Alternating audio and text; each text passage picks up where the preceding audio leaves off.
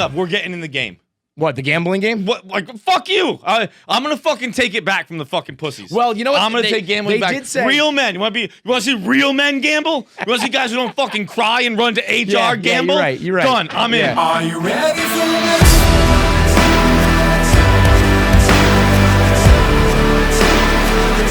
Are you ready for this?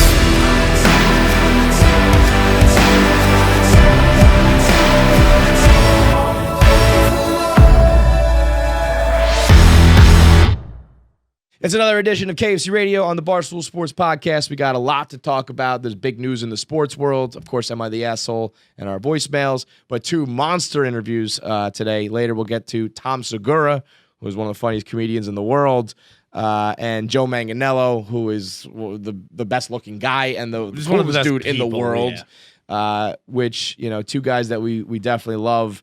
And two awesome interviews with both of them at the back half of the podcast. So look forward to that.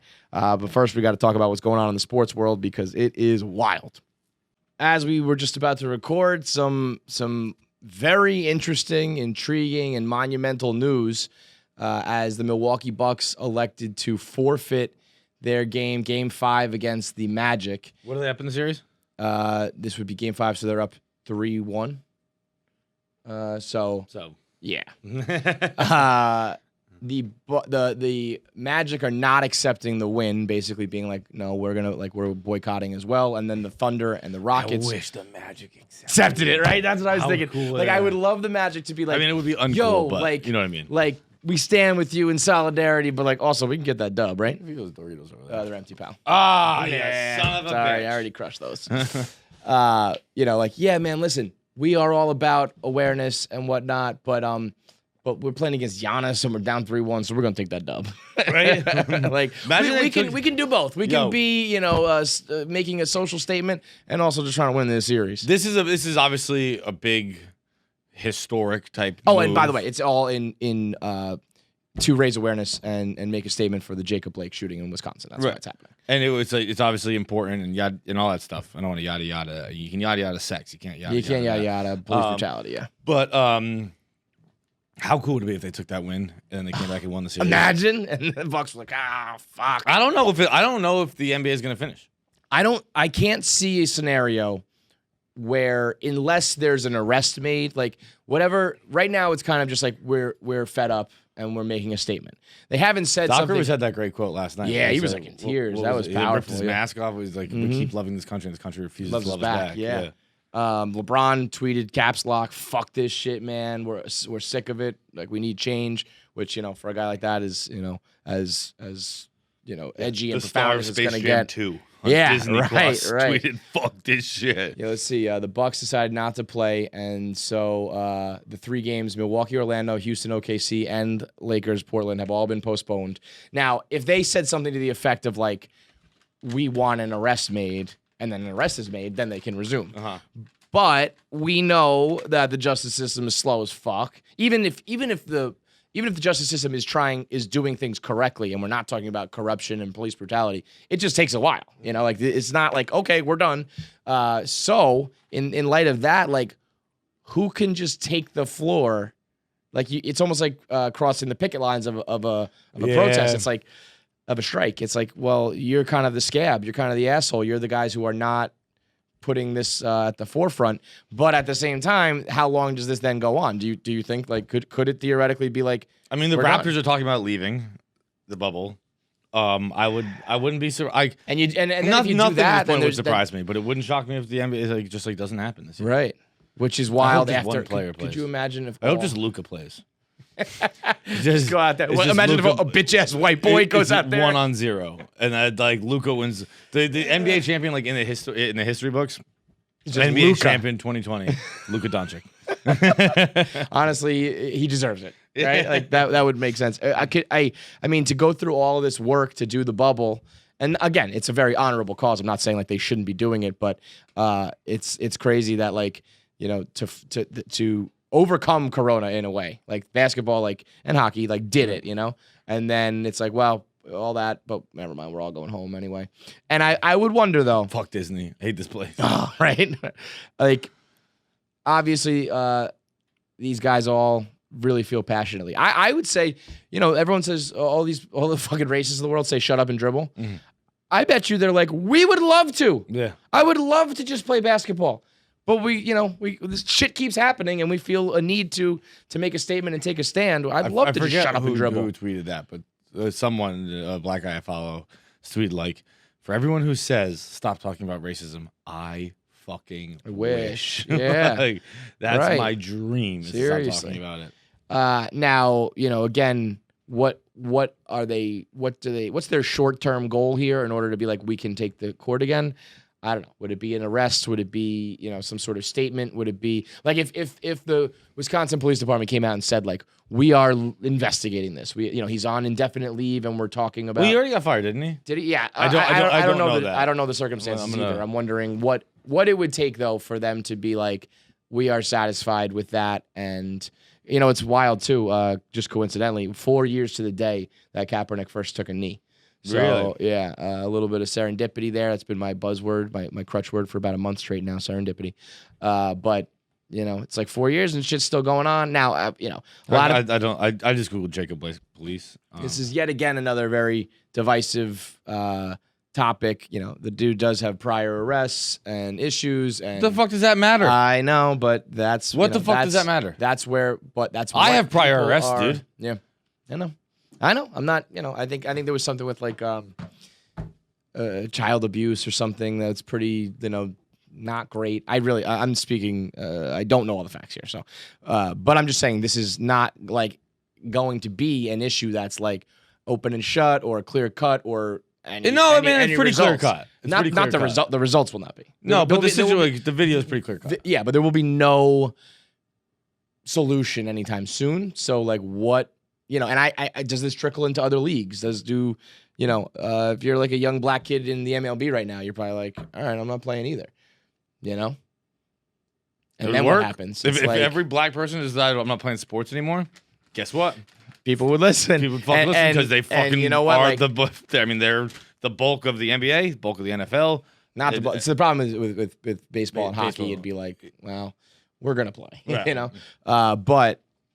Right now you are hitting the pockets of some old white men who usually can have the power to get shit done, So, I don't know. It's wild. It's crazy to me that like, this is a fucking profound moment in sports. It's never happened as far as I know, right? Has there ever been like a social protest where you haven't played, especially in the playoffs? I don't know. I'm not gonna say no. I don't know the answer to that. Certainly nothing like in my lifetime that jumps out. Hate the fucking. Who said it the other day? Someone was like, "I'm sick of like." Someone in my replies, like, I don't really get like political or anything like that. But some of my replies was like, "Oh my god, I just hate politics and sports. Politics have been in sports forever. Shut the fuck up. Politics is in everything. It's dude, in your music. It's on your Hollywood. When you play the national anthem before the game, that's fucking politics. When fucking Jesse Owens ran in front of Hitler, that's fucking politics. Like politics have been a crucial part of sports. But fucking 1980 miracle. Your favorite politics. Your favorite sports moment that most people agree is like the greatest sports moment of all time. The reason why it was great was because of the political undertones, Right. or in that case, overtones. Right. I mean, that was not about hockey. That was about communism and capitalism and freedom and democracy in America and Russia. And I mean, it's always been that, like all of the great moments, the fist on the podium, like you said, Hitler, and like and even to an extent, like the Olympics in general, it's Right. always kind of like us versus China, us versus Russia. The fact that it's America 100% versus, politics. it's all political. You really care about Michael Phelps? No, you care about America beating being better than China. Exactly. You care about America being better than Australia or whatever. I don't know if you I think really it was care, but I Australia, think yeah. that's one of the other. Yeah, that's what I mean. Like, it's not necessarily always.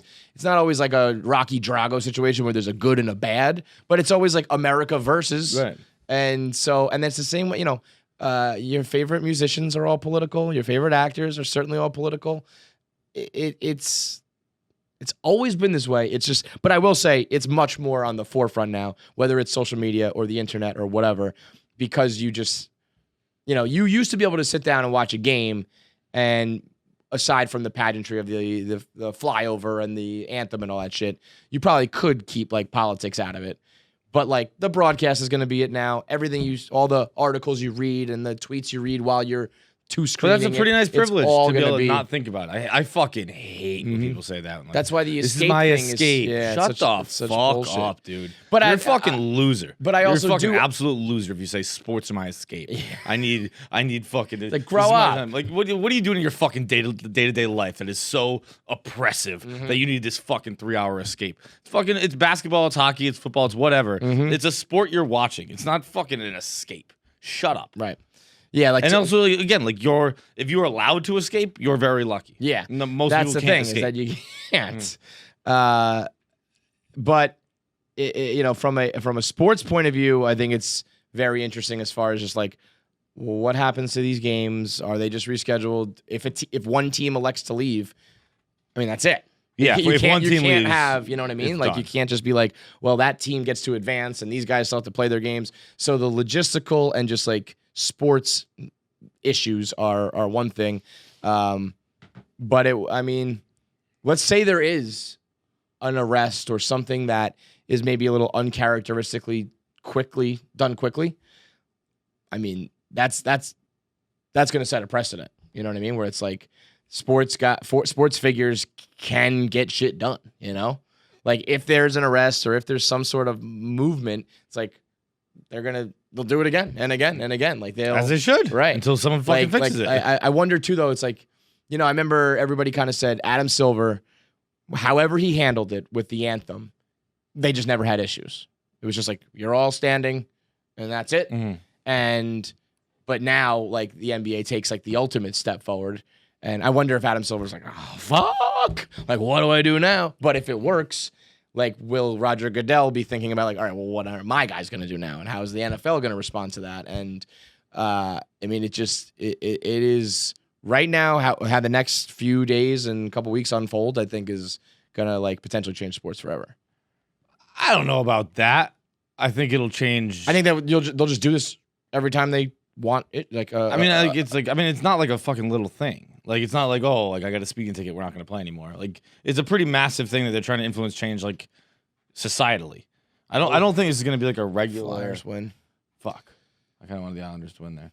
I don't think it'll be like a regular thing. Like, I mean, I just think every time something like this happens, they'll go back to the well and do it. probably. Again, they should. But this shit happens all the time. So I do think it'll be pretty frequent. Hopefully things totally change. But there's always going to be an issue that you could like stand up for. And then we're going to get into I'm sure it's already happening with like, well, why don't these guys stand up for China and what's going on in China? And that seems I don't fucking care about any of that, to be honest. just about China. I mean, I wish it wasn't happening, obviously, but like, you fix your own house before you fix other houses.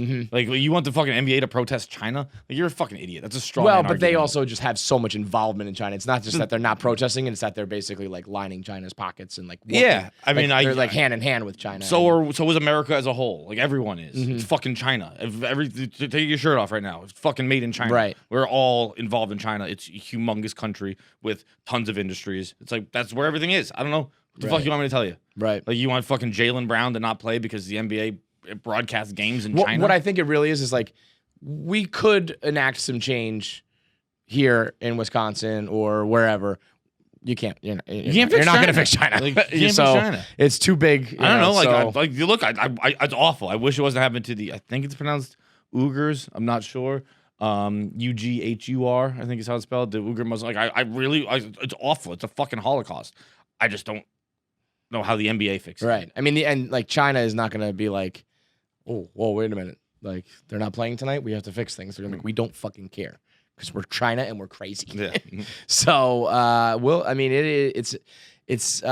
it's corny when people are like 2020, man, like it never stops. But it's just like, this would have been, the one moment that we talk about for like months on end and years to come. And it's like, just add it to the list as far as like shit we've never seen before, unprecedented moves and like sports overlapping with politics and society. It is crazy out here, man. But today's episode is brought to you by Manscaped. You trying to get down tonight, you trying to look good, feel smooth and sexy, you got a date, you got to go out, you want to just feel good for yourself, you want to be hygienic, you want to be clean, you want to clip your nails, you want to shave your pubes, you want to shave your chest, you want to wear some nice boxers, all that. They got you covered. They got it all. It's the best trimmer I've ever used in my life. Usually when I'm trimming my dick, and 'cause I get a little hair on the shaft sometimes. I was gonna say your dick. Yeah, I get a little hair on the shaft sometimes. You don't get, you never get any hair. No, but the low. Like I wouldn't say I shaved my dick. No, I'm not I would say fucking- I shaved my like.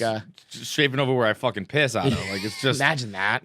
Could you imagine if that's how it grew? Like, oh my god. It's like it's just you know, you get a little bit on the base. Yeah, maybe a little bit up the base, but whatever. And like I'm usually doing it like I'm playing Operation.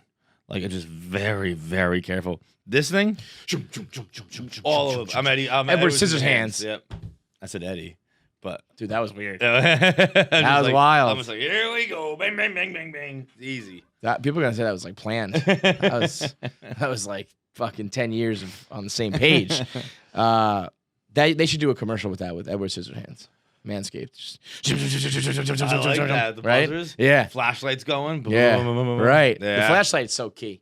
Almost in a way, it's a little bit like sometimes I don't need to see like it's almost like HD porn. You know, it's like whoa. I'm seeing like the. No, I don't know what you mean there. I love HD porn. I want to see every like fun. fucking Nook and every cranny. spoke. Folks. Except when you have one of acne those on your butt, I words- don't care for that. Yeah, that's tough. And you Dude, see, like, those why things. like a lot of like? How about sometimes when you see like a girl who just has like a bruise on her, you know? And it's like, I mean, I guess listen, the schedule said today you had to shoot, but I don't know, maybe some makeup or something. Like I wonder if like a porn star, like if they like bump into the table, they're like, oh fuck. Shoot's canceled. Yeah, that's gonna be a bruise. Yeah. I can't stop it from coming. Anyway, Manscaped, they got you covered from your nails to your pubes down, and then when you're all clean, you can wear the boxers that are like moisture wicking and all that shit, so that you don't just undo all the work you just did. The lawnmower 3.0, the shears, the ear and nose trimmer, all of it. Go to manscaped.com, promo code KFC, get 20% off plus free shipping. That's manscaped.com, promo code KFC for 20% off. We've been talking OnlyFans, you know, incessantly. But Incessantly. But I got to be honest, like we timed it perfectly because the revolution is absolutely Yeah, here. well, we didn't pat it perfectly because we didn't do it. But I'm saying I knew we were reaching a OnlyFans tipping point. I don't know if you felt that same way, but we've been talking about it a lot. But as we start talking about it, from Bella Thorne making $2 million to fucking Plaxico Burress signing up to the father-son duo to that girl on Twitter who's just a random who's buying Rolls Royces because she makes $27K a month. By the way, I don't think you could buy a Rolls Royce for $27K a month, so I don't know if she's leasing it or buying it or just taking pictures with it, renting it, whatever. But I mean, it's you know, it's here. It's here. But I really think we should do that. We watch your OnlyFans and like grade you or rate you or whatever. That should be our OnlyFans content. Okay, let's do it. Do you want to do it? I was really thinking about it, but I was like, are we just going to be full blown like porn industry involvement? Plaxico you know? Burress can send it over. I'll rate his too. What do you think he's going to do? Nothing. No one does anything. It's like if I followed Bella, I subscribed to Bella Thorne the other day. It's just her fucking Instagram. It's like I think it's a subtle. I mean, it's not a subtle. It's like a non-slutty Instagram. Like she's like in a bathing suit with a dog. I think that will change. I think she's easing into it. I mean, she tweeted that she's not going to do nudes. Like I don't think anyone like Plaxico Burress is going to start fucking on it. No, that's people. what I think Plaxico Burress is going to do like football. I think talk, people are taking you know? it back from what Asa did. Yeah. Where it's just going to be Instagram. Well, I mean, as far as we know, I think that Bella Thorne, you don't direct porn and then join OnlyFans. Like she's just easing into it. Maybe. I can't imagine she just. That is something that people will like unsubscribe. You can't just post Instagram pictures and get money for it. No one's gonna do it. You can't. You can't. You can't. It can't last. Like she got that fat first month or whatever, those first 3 months. But there's no way that people keep paying for that, right? You can't pay for Instagram pictures. Of course you can. I think you're some. That's crazy. You're surprised. Of course, I'm you can just super pay. surprised. You can get it for free. You can look at Bella Thorne's you can Instagram just, for free. She can just not post on her Instagram. Yeah. Like, there are fans who pay for exclusive content. These are exclusive pictures. But I just don't think you're gonna get like $2 million worth of fans doing that. And maybe not, but it's still probably an extra 100 grand a month, 200 grand a month, 300 grand a month. I think we should either do the porn thing, or I was thinking about just announcing it and seeing how many people buy it without even telling people what it's going to be. Just see what happens. Again, I don't know that we're contractually allowed to, but if we are, I'm interested. I don't think anybody's even paying attention anymore because they've got their own fucking issues with gambling crybabies. Oh God. John, we might have to quit. We might have to leave this company if Bro, this is what it's this going to company be. is This gone. company stinks. So fucking soft. Such a bunch of fucking pussies. Top to bottom, really, the gambling company. Not, I mean, obviously, Dave and Dan are not. I think outside of Dave and Marty, Dan and Marty, outside of Dave, Dan, and Marty and the Barstool Bets crew, pussies. Every single one of them. It's like full-blown sensitivity. It's like if you wanna- legitimate crying and like texting Erica. Who the fuck do you think you are texting the CEO of the company that they're a little upset? Are you fucking kidding me? Like, dude, like I'm still scared to talk to Erica. I asked Erica for a fucking employee verification form, which is pretty fucking standard, I think. And I asked her for it. She's like, of course, I can't wait. I'm so excited, blah, blah, blah. And then I went and got lunch and I came back up and I apologized for asking her. Yeah. And well, in the real world, you don't usually like walk into the CEO's office or just people call take the naps. CEOs. Get the fuck out of here. You're all such fucking pussies. Every one of you. It's insane. Fucking blocking people on Twitter. Get 'em. Fucking whining to the fucking CEO. Get 'em. Fucking crying to HR. Get them. Pussies! It's sad to see what's happened to this company. And I mean, for you, anybody who was ever in Milton is, they're fucking laughing their heads off right now. They're screaming their heads off because of what you guys had to like live through and do. I mean, could you imagine those guys in that environment? God, no. Could you imagine Brandon and Paul living in Milton, Massachusetts? What would Brandon have done when Hank was duct taped to the wall? What would guys, I think we shouldn't do that. Like, shut up, Brandon. What would Paul We're have fucking done? taping him to the wall. What would Paul have done when like Dave was just like on a fucking warpath, just like criticizing everybody for Call the anything? police. And, yeah, He'd have he called would. the police. He would. Like the FBI would have fucking stormed Milton headquarters, and I hate doing that fucking like I don't even ever say Milton Tough. Like, yeah. I hate doing that like back in the day bullshit. But like, it's insane what's happened to this company. I said gambling took us here. It's gonna take us here To too. the And bottom. these are the fucking employees we have now. Fucking cowards, all of you. Absolute cowards. You know how much it takes to get me even a little bit. I know. I can't believe it. Like I even can't a little believe bit, it. I am screaming. Yeah. Like even to get me to fucking I'm opine. like, on like one single fucking issue in this company it's borderline impossible to do. I don't know the last time it happened. And fucking now, you guys are fucking ruining the name of Barstool Sports, fucking crying like little schoolboys. Fucking run into the teacher because someone fucking pinched you or tried to like fucking be a man and just fucking deal with it. And Ladoka, like that's just your actual record. It's just like it's not fucking slander or libel. It's just what happened. It's just what's happened. which is also what's so funny about this. Like all of this is rooted in like dick measuring, right?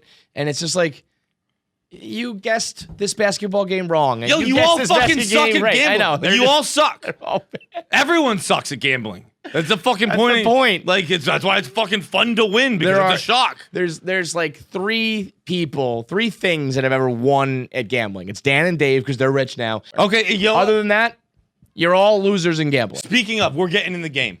What, the gambling game? What? Like, fuck you. I'm gonna fucking take it back from the fucking pussies. Well, you know what? I'm gonna They- take gambling they back. did say- Real men. You want to see real men gamble? You want to see guys who don't fucking cry and run to HR Yeah, gamble? you're right. Done. I'm Yeah. in. Tomorrow, no NBA games.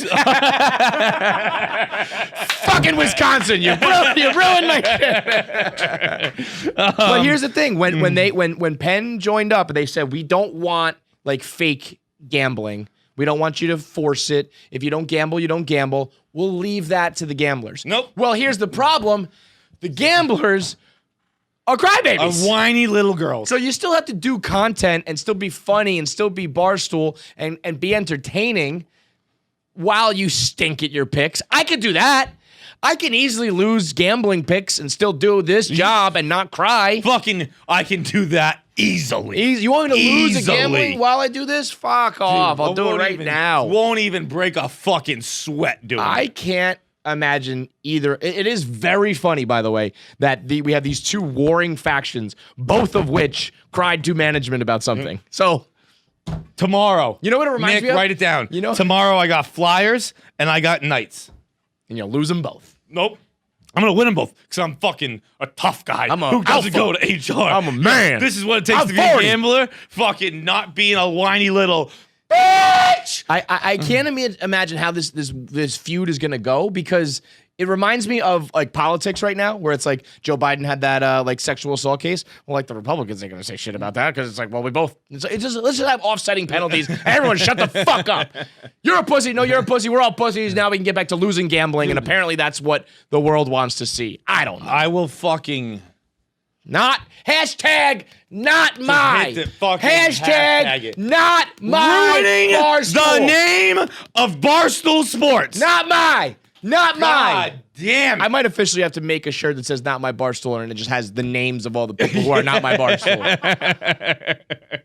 You know, it's like say their names. Yeah. Paul Aduka, Brandon fucking Walker, Blackjack Fletcher. Fuck this shit. Fucking whiny little babies. Like, just be fucking adults. It's insane. And Barstool's been built on like fucking with each other and shit like that, and drama and shit like that, but not like legitimate whiny baby drama. Right. Like it's more like just fun and fucking Busting around. balls, Like, and it might like leak and become like bleed and become real, but it's still rooted in like fuck you, no fuck you, not like I'm gonna call the boss. not fuck you. Hang on, let me email Erica real quick. Right, I'm gonna sue you.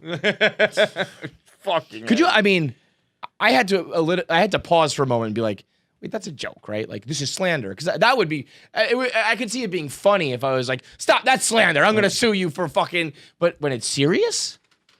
Or when you call the boss to be like someone's being mean to someone else.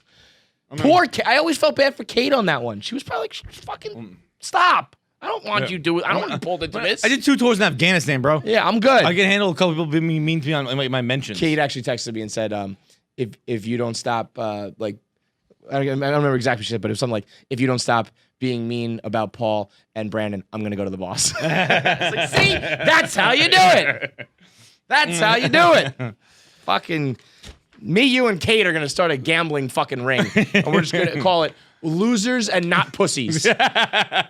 Pick Central versus. Wait, who you got tomorrow? Pick 2 baseball games tomorrow. We're gonna we're gonna do it. I'm gonna try to pick 2 losers on purpose, just so I can fit in. Okay, I'll take the Mets because they're unbelievably bad. Yeah, let's see. Let me see. Tomorrow we're doing Thursday games. Yeah. I will take. The Mariners are absolutely going to lose to the Padres, so I'm on the Mariners. And I think the Marlins. We got to take it with us. I don't even know what spreads are in baseball, to be totally honest. Yeah, we haven't done a Making Gambler baseball edition. Maybe we'll do that soon. We're going to Marty's game tomorrow. But I would imagine it's like hockey, where it's all like -1.5. Sure, exactly. Every game is -1. And the Marlins will complete the sweep with the Phillies, with the Mets, and so I will bet the Mets.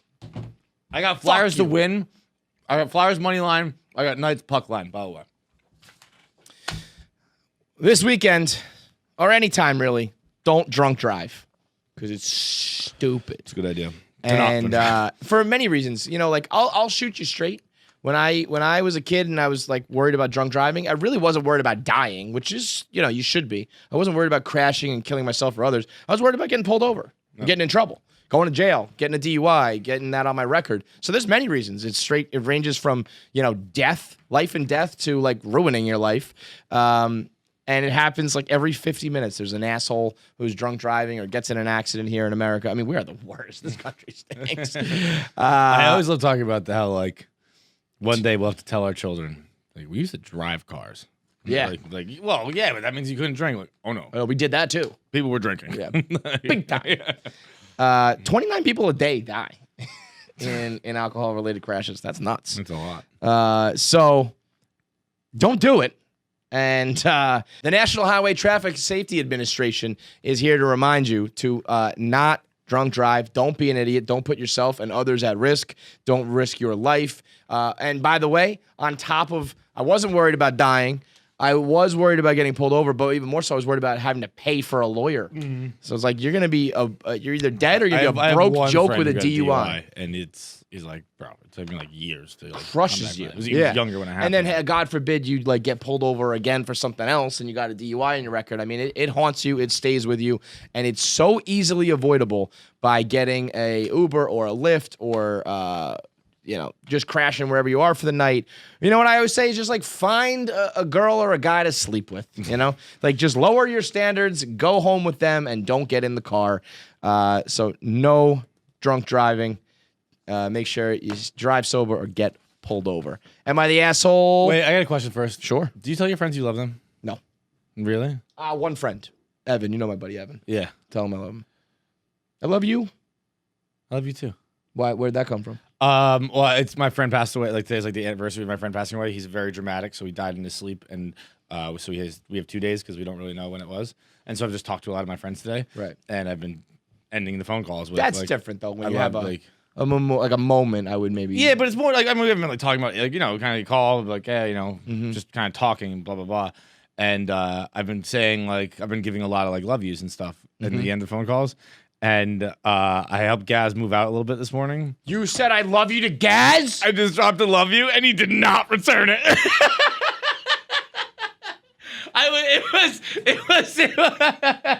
I had been doing it regularly, so I was programmed in like saying goodbye to friends.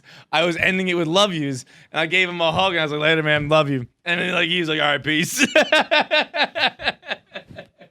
I don't. I will tell you this much. Out of everyone you could have said, that's the last person on earth you should have said I love you to. That is abominable. It was. I was like. I mean, first of all, you don't love Gas. No, I don't. So I don't. So that was just Gas. phony. Yeah, I like him a lot. But because that's the thing. Like, but like if someone tells me they love me, I'll return it. Like, love you too, bro. Really, no matter who it is. No matter who. If Brandon Walker said I love you right now, you say I love you back. Paulo Duca. Fuck that. If Paulo Never Duca mind. said it, would you say I love you back? Either those fucking people ruining the good name of Barstool Sports. I'll kill you if you say you love me. I can't believe you said I love you to Gaz. I know. That would make me want to like chop my tongue out. I would maybe. I had to say it here. Like I would maybe quit and run away. You know what I'm gonna do? I'm gonna start saying it to Gaz. Like I'm gonna text him about like 1 minute, man, and then I'll be like, "Cool, man, I love you," and see if he's just like, the KFC radio boys keep saying they fucking love me. What's going on here? I didn't have the eye. The eye's Just different. love you. Wait, love you is text like, or you said this? Said it. Said love you, man. Like, all right, man, I'll catch you later. Love you. That's weird. It's not as bad, but I'm sure he was like, It's like we just give each other a hug goodbye, and it's just like I mean, it's, "Oh, all right." There was a hug because it was like, this is like the final. Like, yeah, you're and no help longer him living out. together. He was leaving. Like Yeah. he'll never be back in that apartment. All right, so there was at least maybe he didn't reciprocate, but he probably understood slightly what was happening. Yeah, I've never said it to him before. As by the like- way, he like moves to a fucking like penthouse somewhere, right? Yeah. Fuck you guys. Fuck you. I don't know who I hate more. The pussies from the new guard or the asshole from the old guard who somehow living goddamn lavish. Fuck you, Paul. Love you, man. Love you, bro. Like, it was just, again, I talked to like 4 different friends. It was just like kind of early. It wasn't early in the morning. It was probably like around, I don't know, 11 or so, noon maybe. And it was like, it was just programmed. Like I've been talking to people all morning and just like goodbyes me and love you. And like I was just like, all right, man, I'll catch you later. Love you. And he was like, all right, cool. You think he like noticed it? Definitely. Yeah. It was You definitely- couldn't Yeah. not notice All right. it. It lingered in that room Okie dokie. for Remember that hours. Chappelle I'm gonna get skit? home tonight and it's And still still gonna be be stinking echoing of around. love you. Remember that Chappelle skit where he used to fuck with like his agent? Remember, like, zippity doo dah, zip it up and zip it out. You know what I'm talking about? No. He used to fuck with his like his white like manager and make up things that sounded like black people phrases. He'd be like, "All right, man, zip it up and zip it out." Like just a random phrase, and he said his agent would be like, "Okie dokie, zippity doo dah, see you later." Oh, that's like in the office. What? When Daryl teaches Michael cool black guy Yeah, phrases. yeah, right. And it's like He's just making zippity shit up, boppity, right? give me this, or what is it? Yeah. Zippity zoppity, give me this boppity, or something like that, whatever it is. Right. And, Like- and fluffy like- fingers. which Like is- Paul was probably just like, "Yeah, man, that's what Feits does. I don't know, that's just how Feits rolls." By the way, Brewers are sitting out tonight too, so it is trickling into baseball. Brewers are, really. Yeah. That Which makes I mean, and once whoever they're playing tonight is gonna do it. Take the win. And then I really hope somebody takes the wins. But I'm sure some of like the young like black superstars, Mookie Betts is not gonna want to play tonight, and if he doesn't want to, then the Dodgers probably stand in solidarity with him, and whoever the Dodgers are playing stand in solidarity. I mean, there might be like not hockey. Other than that, there really might just be like a full shutdown of sports, and I really think that Goodell is like, this better not fucking. Yeah. This better be wrapped up by September 13th or whatever. I can't believe football's like, I mean, here. Running. It's nuts, man. Am I the Asshole Thursday is brought to you by Miller Lite. You are not the asshole if you drink Miller Lite. You are the asshole if you drink anything else, because Miller Lite is the #1 beer in the goddamn world. So good. Great taste, less filling. And I'll be honest, I didn't drink it that often before they became a sponsor. Right. For no reason. This is why sponsor. It wasn't like I disliked it. It's It not just wasn't. it's not a real East Coast thing. Yeah. It's a big Midwest thing. It's Milwaukee, and so And once this I is started, why, it's absolutely my favorite beer. 1000%. This is why like sponsorship and advertising. This is an example of how it works, because it's like we are East Coast guys. This is an East Coast company, an East Coast podcast, and they got on board. They want to get they got into the stadiums here in New York, and they're like pushing east, and it's working because it's delicious. Right. And whether you are drinking them at the bar, we're drinking them at the Barstool bar, the Horseshoe, during Friday Night Pints. We are drinking them when we get it delivered from Drizzly, when you're drinking outside, socially distant at the bars. Right now, you can go to MillerLite.com/KFC, and you can find out all the delivery options near you, because it's the best beer to kick back and enjoy yourself while sharing some stories. You could be talking about serious issues like what's going on in the world today. You could be making fun of your coworkers because they're pussies. You can be honoring a loved one who died and telling your friends you love them. All of these things. Miller Lite is the beer to drink while you're doing it. Go to MillerLite.com/KFC. It's Miller Lite, the great taste with only 96 calories and 3.2 carbs. However you and your friends are enjoying it, make sure you enjoy Miller Lite. Go to, like I said, MillerLite.com/KFC. Celebrate responsibly. Miller Brewing Company, Milwaukee, Wisconsin. 96 calories and 3.2 carbs per 12 ounces. All right. Am I the asshole? We got, I believe we got some doozies, if I am not mistaken. Am I the asshole for refusing to sell the place I bought with my stripper money? For several years, I was a stripper. I have no shame about what I did, and I only quit when I got a better job offer. In the time I worked as a stripper, I intentionally lived as cheaply as possible. Shitty little studio flat, living off of ramen, wearing old clothes, because all my coworkers told me that they were able to buy their own places with their income as long as they saved like crazy. Before I quote-unquote retired, I bought myself outright a 3-bedroom apartment. I rented the other rooms for a while. I got sick of having roommates, so now I elected not to rent. I met this guy 18 months ago. We've been together since. He knows about my employment history. He says he has no issue with it, though he did ask me to tell his family the white lie that I was a waitress, which I kind of was, so it's not that much of a lie. I think I'd be okay. I think I could maybe date you, but I don't think we need to be celebrating the fact and telling everybody. I think that's fair. I think that's. I mean, I wouldn't fault anyone if they asked me that. Right, absolutely. I've had an embarrassing, quote unquote, embarrassing job before, so I get it. Which, like, you want me to tell your dad that I'm a fucking sell insurance? Fine, sure, I get it. Sure. A month ago, we found out that I'm 2 months pregnant. He says, "Great news, we should move in together." And he rents a small 1-bedroom, so she was like, "All right, we're gonna move into my place." And she said, "I don't want to leave." Yada yada. He has said he does not want to move into my place and that she should sell it and they should buy a place together. I asked him why not. It's a great place. It's spacious. It's got room for all his stuff. There's daycare in the building. That's amazing. It's a 5-minute walk from the school. The list goes on. And he says, I don't want to live in an apartment that was bought by stripper money. That really pissed me off. I told him there's no fucking way I'm selling it.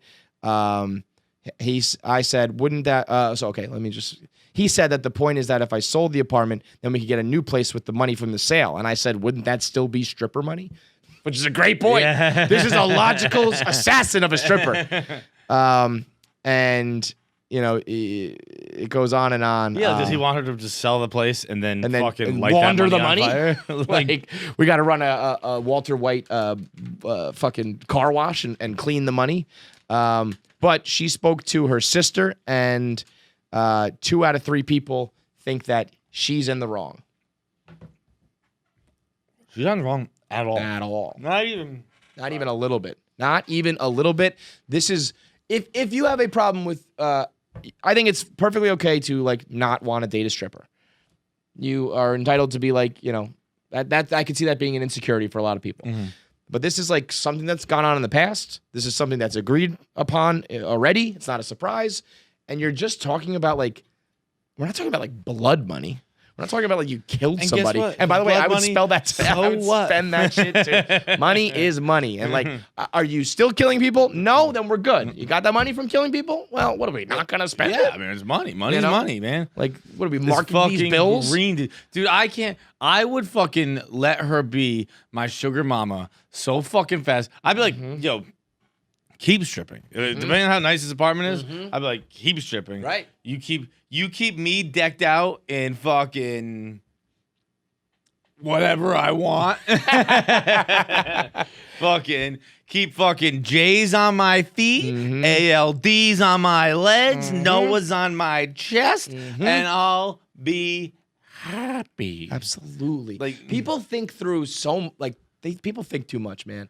It's like there are so many people in this world who have real problems, and you're gonna get mad that you have too much money that it came from a source that you don't particularly Bro, like. I might try and convince my girlfriend to become a stripper. Seriously. Like, I might try to convince your girlfriend to become a stripper. Let's go. I mean, I've been preaching to everyone. I'm walking up to women on the street saying you should start OnlyFans. I am all for people making money in every manner they can, because that's the beauty of the world right now, is that you can make money almost any way possible. So fucking shut up. You got a kid on the way. This is the best thing for the kid. oh, I missed that. She's pregnant? Yeah, that's why they're talking. Yeah, she's pregnant. It's 5 minutes from the school. There's a daycare in the building. Like, this is a great setup that you are going to fuck up because of your pride. Because of Pride. but- I wonder what it's even like to have pride. what Fuck even pride, is dude. pride? What do I need pride for? I've gotten this far without it. Pride. This pride you speak of.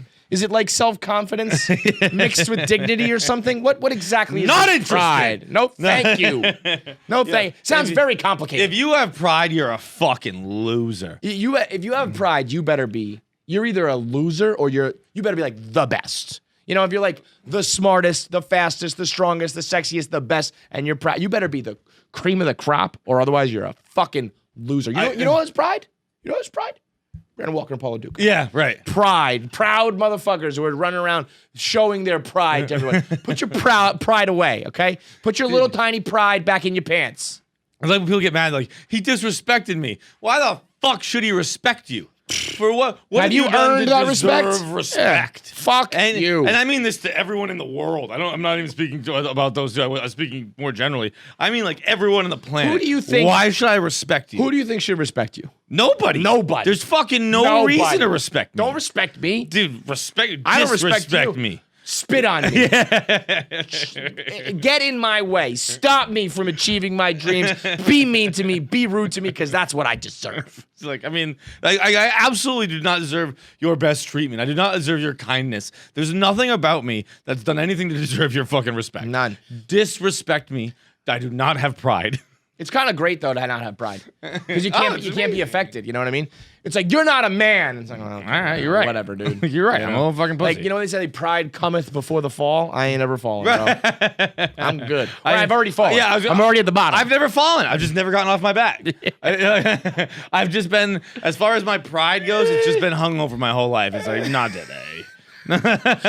Pride. Here's like our Nike slogan. Pride. Maybe tomorrow.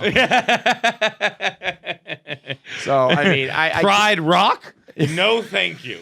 let me just check real quick if there's anybody like on their side. Oh, by the way, update. She dumped him.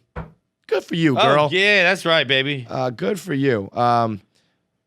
Yeah, she's like, looks like I'm gonna be a single mother though. That's crazy. Oh, and how about this? She said, I'd be willing to sell and split the house, and then you have to pay for 50% of the next place. And he got very, very, very angry very quickly. Because guess what? That motherfucker doesn't have any money, Right. stripper money or otherwise. So he's a broke boy, and that's why he's got too much pride. But it looks like, thankfully, all the other people, are on her side. Jesus Christ. Okay, next up, am I the asshole? This is a funny one, and I think that you could maybe sympathize or relate. I don't know. My 29-year-old boyfriend punched a hole in our wall on purpose because I patched the previous hole he punched in our wall. I love it. I knew you'd love it. love him. Although my boyfriend is never violent towards me, he punched a hole, and you're going to love why, too. He punched a hole in one of the walls in our apartment 2 years ago. It had nothing to do with me. He punched a hole in the wall when he heard LeBron James was going to the Lakers. We live in Cleveland, and he's very passionate about the Cavs, as are all his friends. Basically, every time we had friends over, he would look like, ha, ha, ha, look, I punched a hole in the wall, fucking LeBron. And his friends always found it funny. I, on the other hand, found it annoying, and it made our apartment look like shit. So I told him we need to patch the hole. He said, no way, it's a conversation starter. I love this guy. Perhaps I did This guy's the best. the best. Yeah. He has no pride. He just punches holes. That's What's all. this guy's name? I want to be friends with you, bro. I told him perhaps I did the wrong thing, but I had someone come off a TaskRabbit, patch the hole while he was at the gym. He was extremely angry about the hole, Imagine and a the few days sneaky fix your later, house, 'cause, like, oh, he's gonna be pissed that I fix this. I gotta fix a hole in the wall. I love this relationship. A few days later, I saw a new hole punched closely to the old hole. He had purposely punched the wall this time to replicate the previous hole. I started crying, and he said I was not to repatch the new hole without asking him. This was a few days ago. I'm not going to dump him just because of a hole, but as it stands, this could be a huge issue. Unless I just let the hole exist. I don't want our apartment to look like shit. Too long didn't read. BF punched a hole in the wall. I love this guy. I love it. I'm a hole puncher. I'm a guy who punches holes. I in mean, walls. that's It's like, are you down with me or not? I'm a stripper. Can you date me? I'm a smut blogger. Can you date me? I punch holes in the wall because of LeBron. We're from Cleveland. This is all we got. You got to know, girl. You got to know. When you live in Cleveland, you got to know this is your brother, your uncle, your boyfriend, your everybody. This is what the guys of Cleveland do. LeBron has fucked them over a bunch of times, and that's it. I mean, that's hole who this guy punchers is. are like my father did before me, like his father before him. Yes. yes. I'm from a hole puncher family where I've seen both my parents punch holes in walls. Polly kicked it. Polly kicked the hole. Polly, all right. Be still my heart. If Polly was not married to your father, I'd probably make a run at her. I'd probably take her out to a nice steak dinner. Polly kicked a hole in the kitchen wall because I needed an appendectomy.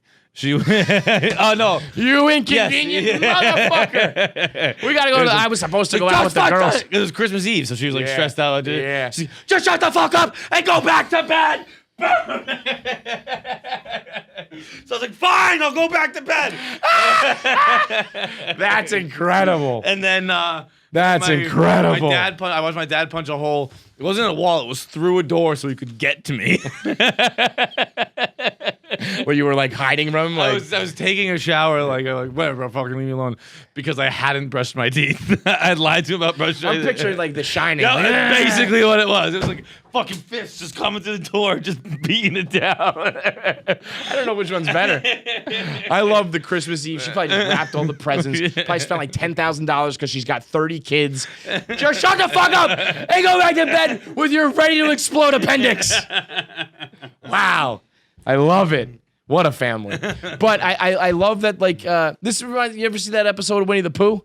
When he gets I don't think I've ever seen any episode of it. Really? You should. It's like the #3 franchise in the world. That's Remember? true, yeah. So Winnie the Pooh goes to Rabbit's house. Rabbit's house is just a hole in the ground because she's a rabbit. He's a rabbit. I think Rabbit is a man, right? Yeah. That always fucked with me. Yep. Did you? I always thought Rabbit was a woman. Yeah, threw me off. Yeah. I think the Tigger movie, they say like he in it. It blows your mind, everyone right? for a loop. And I think and Piglet is a boy. I think there's a couple other ones that'll fuck with you on that. Piglet might be a girl. I think. Yeah, that's what it is. yeah. I think I thought Piglet was just kind of like a little, effeminate boy. It turned out he was a girl. Because I don't think of pigs as girls. I think of pigs as boys. I don't know why. Cats are girls. We're pigs. Huh? Because we're pigs. Because of pigs. Oink, oink, motherfucker. But Winnie the Pooh, he goes to Rabbit's house. And he's too fat. He put on a bunch of weight. And he gets stuck in her hole. And he's, Been there. Yeah. And she's trying to push him out and get his fat ass like through the hole. And doesn't work. So she just takes a frame and she just puts it over his ass. She paints on his ass and just makes it a nice decoration. Sometimes you get a hole in the wall and you just got to decorate it. You gotta live life, and baby. you got to remember it. I actually really like that move, like in general. Like, I think that's kind of artsy. I think you should like just throw like a frame around like your light switch and just be like, this is art now. I don't know. Postmodernism or some shit. So, not the asshole, definitively. Absolutely not. And the I'm asshole. almost not gonna say she's the asshole because, like, I get it. No. I know? don't think no one's the asshole here. Right. It's a funny move by him. They might have to break up though. You think so? Just like I'm a hole puncher, you're a girl who doesn't like holes in the wall. Well, I'm a hole puncher, but I don't need to leave it there. Like, I need to get my anger out in the moment. And like once I punch a hole, I'm like, I'm such a fucking Right, that's the idiot, son of difference. a-" He's like committed to the whole punch game. You know, it's like, and like the LeBron sting's not going away. It's not like he's gonna be like one day like, all right, I've gotten over it. He's gonna hate that forever. Like that's also it's a pretty ridiculous reason to punch it. Like everyone knew LeBron was leaving. Yeah, he was gone. It was LeBron was And out he of got town. you your title, so Right. it's like, come on. So, you know, maybe I do side with her, but I'm not gonna call him an asshole either. at the same time. All right, voicemail time You're yawning. is brought to you by 3Chi. I mean, you know, 3Chi. I love 3Chi. I love it. And the government is just trying to fuck with my 3Chi dream. How so? 3Chi dream. Well, you know, we've talked for a while about how 3Chi found this loophole, you know? Mm-hmm. And I think the DEA has covered the loophole, has since sealed up that loophole. And so it's tough right now to get the THC Delta 8 3Chi. We're still holding out hope that as, you know, cannabis continues to become legal and all that. But they still have the most quality CBD on the market. And the best part about 3Chi, whether you're doing the CBD or the Delta 8, whatever variation of 3Chi, they've got the tinctures that you can put into your own edibles if you want to bake it up. They've got the gummies. They've got the vape pens. So they got like every which way, and it's all high quality, USA grown hemp. Everything is natural from biochemists at the 3Chi like factory. And the CBD, they also have CBN, they have CBD, they have CBG, they have CBC. What about ZBS, baby? PBS, they probably got ZBT. They got, they got it all, man. CBD, CBG, CBN. They got lotions. They got vapes. They got tinctures. And it helps you stay calm. It helps you get rid of your anxiety. It helps you just focus and live and be happy. Helps you sleep at night. Helps you be happy during the day. It is my favorite company in the world. And right now you can get 5% off when you go to 3chi.com, 3chi.com, and use code KFC at checkout. You got to be 18 or older to purchase. It's 3chi.com, promo code KFC to get 5% off. What's up, first time, long time? Hey, just a quick question for you. I've been seeing this girl, and she's pretty cool. She is really cool about most things, but she seems to have a problem with me using profanity, as in, just swear words, and I feel like a second grader actually even uttering the word swear words. But anyway, and then the weird thing is that she's down with me getting fucked up and drinking and smoking and all those other things, and it just seems like, using cuss words is a strange place to draw the line, especially considered, like you guys alluded to in that last episode, shout out the guy that gets drunk every day at 1 p.m. that pisses off his girlfriend. You definitely have a drinking problem, but it is what it is.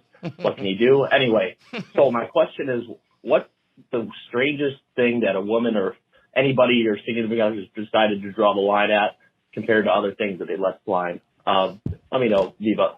I got to be honest, that might be like the biggest breaking point. Is that the word? Deal breaker. Like if someone told me I can't curse, I could probably give up like booze and drugs and all sorts you of can things. hear it? What are you talking about? Huh? You can hear that voicemail? Yeah. Oh, I thought we were waiting for something. I never got anything. You're just sitting there the whole time. Yeah. Probably because your volume's down. Okay, I can hear now. Yeah. Can you try it again? That's funny. Were you going to speak up? I just thought Nick was doing long something. Time. Hey, just a quick question for you. I've been seeing this girl, I asked you what you and were chuckling she's about. pretty cool. She is really cool about most Can you things, hear but it right she now? seems to have a problem with me using profanity, as in, just swear words, and I feel like a second grader actually even uttering the word swear words. But anyway, and then the weird thing is that she's down with me getting fucked up and drinking and smoking and all those other things, and it just seems like, using cuss words is a strange place to draw the line, especially considered, like you guys alluded to in that last episode, shout out the guy that gets drunk every day at 1 p.m. that pisses off his girlfriend. You definitely have a drinking problem, but it is what it is. What can you do? Anyway, so my question is, what's the strangest thing that a woman or anybody or significant other has decided to draw the line at compared to other things that they let slide? Let me know, Diva. So as I was saying, I think that would be the biggest deal breaker if someone told me I can't curse. I think I could change a lot of things. Like if I was truly in love, I don't necessarily really believe in like changing who you are for a relationship. But you know, you got to clean some things up. You got to change some things, change your ways. But if someone was like, stop cussing, no swear words, I'd be like, fuck you. Yeah, no, you. I mean, I can't literally can't not say fuck. Like I don't understand adults who don't like swears. Like I think swears should be allowed on fucking every channel. Like they're just words. Words. They're just words. Mhm. Who you can't say shit? Like, why? Mhm. Why can't I fucking say shit? Mm-hmm. It's a very common, regular word that every adult on the planet says. Like the 10 p.m. rule. Like I don't know. I mean, maybe you don't need to say fucking cunt on. Yeah, you can have some within reason, but I think. Oh no, I was know. gonna say on Nickelodeon. It's CBS, fine. But like, I don't know. I just think like the regular swear words: fuck, shit, piss, fuck, cunt, cocksucker, motherfucker, shit, tit, fart, turd, and twat. Wow, That's the Blink-182 song. that's a what? Blink-182 song. Shit, piss, fuck, cunt, cocksucker, motherfucker, I don't tit, think fart, turd, twat. turds in No, there. it is in it. I don't it's in think the it's. song. That's a bit. I don't much. think it's necessarily a When swear word. well, I listen to Bloody Valentine all the time, and the part where he goes, "What the fuck," you know that part. I can't remember what's before it or after it. Anyway, though, at one point he very distinctly MGK says, "What the fuck," and Shay listens to the song all the time, and I always like turn the volume down real quick, and I just turn it to "Oh my God," and so I've gotten her to sing "Oh my God," but then you're not really supposed to say that either. You're supposed to say "Oh my gosh." So I'm like, Jesus fucking Christ! Even my backup is not appropriate. But yeah, I try. You know, I don't want my kids adults fine. I don't want my kids running around being like, "Fuck shit, bitch." Yeah, no, I mean, I get it. Like, I wouldn't Yeah. encourage it, but like, I also, I don't know. People are gonna do what they're gonna do. Like, my dad was a big like trying to watch his late. Like, my dad doesn't. My mom, Dude, my mom does it today. My mom will like send like my parents. We don't curse around each other in my family. It's crazy. we do. But like my mom, my dad doesn't swear so much. I swear with him, but he doesn't swear back at me. And my mom and I swear all the time. My mom the other day said she said something like, you know, this fuck. Can you fucking believe it? And then she quickly was like, he brings out like the vulgarity in me. Like he's making me curse in front of my kids. Like she picked up on it real quick. But my dad was one of those dads who were like, "Hey guys, come on, keep it." Like, I like sports games and stuff. Yeah. And I'd always be like, "Bro, I'm 15." Like, Yeah, but you know what? I think that's like, I think we should all say it, but I think we should strive to be like, come on. I mean, like you'd have your to kids, you know? really go over the line for me. Like if you're like, "Hey, you suck, fuck off," I'd let that go. Yeah. But if you're like regularly, repeatedly, Yeah. you're like, "Fuck you, you fucking bitch, fuck off," and like, you yell for an inning, like, I'd be like, just "All right, dude, stop." chill out." So, Yeah. like I wouldn't even need a kid there to say that. Just be like, Yeah. "Bro, fuck it, what are you doing?" Yeah. But if you just say it once, and See, it's not even really about the language there to me. It's just about like you're being ridiculous. Right, you're being a nuisance. You know? Yeah. This this is my escape, bro. What are you fucking doing? Just trying to watch the game. Just trying to watch the game and fucking forget about life for a little bit. Fucking assholes. I'm just at the game, escaping while I email my fucking CEO about slander. Next up. What's up, KFC Radio? Long time listener, first time caller.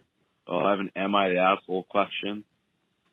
So I dated my high school girlfriend my senior year of high school and then into college my freshman year.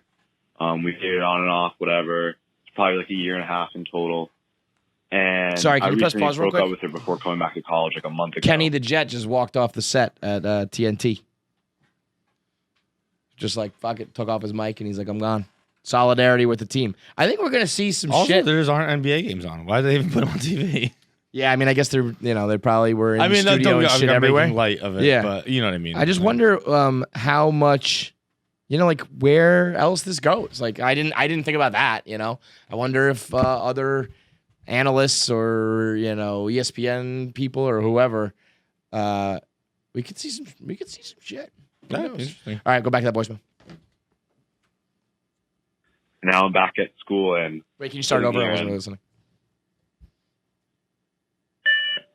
What's up, KFC Radio? Long time listener, first time caller. I have an "Am I the Asshole" question.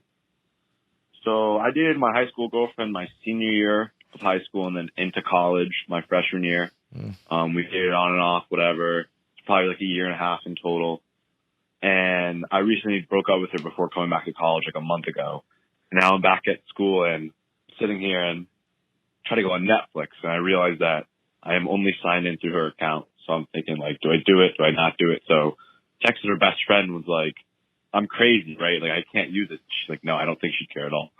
Now, she hasn't said anything to me, and I'm kind of waiting to see what she says, if she says anything. But I was just wondering, like, at what point is it okay to use your ex's, like, platforms or whatever? Like, I know this is like a thing, I'm a broke college kid. you know, about like, you know, the X and changing passwords or whatever. I mean, I think if you have a password, you can use it. Agreed. And I think if they change I'm it, gonna log out. I don't even know Right. how to log out of Netflix. right? But if they do change it or something, then like Well, you can't just, yeah. then you just get your own. I mean, you know what I mean? Yeah, 100% facts. But like, I although I will acknowledge that it's kind of annoying if like you break up. I'm more thinking of. I'm not saying I have been annoyed. I'm thinking I have been annoying to people. Where it's like when you log back into Netflix and it says like continue watching, and it's like my shit. That's gotta be annoying. I've had people. I've had like there were like at one time like probably 6 people on my Netflix. Mm-hmm. Never even noticed. No, me neither. But I think if you did notice, like if it was like you went through like a bad breakup and then it was like you're messing with my Netflix. I think it could be a moment of just like fucking dick. See, I've never. I personally wouldn't I care. guess I can see it, but like it's. I've had multiple ex-girlfriends with my Netflix password all at the same time, just like running through it. And I never know. We all watch the same shows. Is that annoying when it's like I was on episode 3 and now it's on episode 10 and I got to go back and find? Not you know? really. Yeah. Right. Like I don't even really. If I was watching a series that I was like I wanted to keep up with it and then that was being fucked with, it would be a quick like. I mean, I wouldn't cry and talk about slander and CEOs. I would just be like, I don't know. That's annoying. I guess if it was a series I've never seen before, but it was like Parks and Rec, The Office. So like it's almost nice to come on and it's on a different episode. Like, so I'm like, hey, it's I wasn't expecting randomized, that. right? Yeah, Like, yeah. This is great. Perfect. I think just the world needs to recognize that like Netflix passwords, streaming passwords are whether things go good or bad, whether you end up married or hating each other, it's one big, there some things are bigger than your relationship and love, and that is Netflix. For sure. That is TV and passwords. And so, you paid for it. I don't, them's the breaks, That's just how it goes. Yeah, to expect someone to log out. Although if I heard that, like, nah, she wouldn't care. But what do you mean she wouldn't care? Yeah, right. Why doesn't she She care? should fucking She care. better fucking care. I'm her ex-boyfriend and I'm using her Netflix. She should be furious. Yeah, right. She should, It's like, well, because she's like getting banged out by someone else. Whatever. They haven't noticed that you're watching because they're having sex. Let's do one more voicemail and then we'll do our interviews. What's up, KFC, Feits, BC, Nick, whoever's producing today. Real quick question for you guys. So I just stopped at the liquor store because I live in fucking communist Pennsylvania where it's all, separated beer, wine, and liquor, but whatever. So I wanted to grab a bottle of wine. Grabbed a bottle of wine. I thought it was something like $35, $36, nothing too crazy. But I get to the front and it was, I believe, $296. So me being the beta boy that I am, I'm not gonna say anything or speak up or, say that it was mislabeled.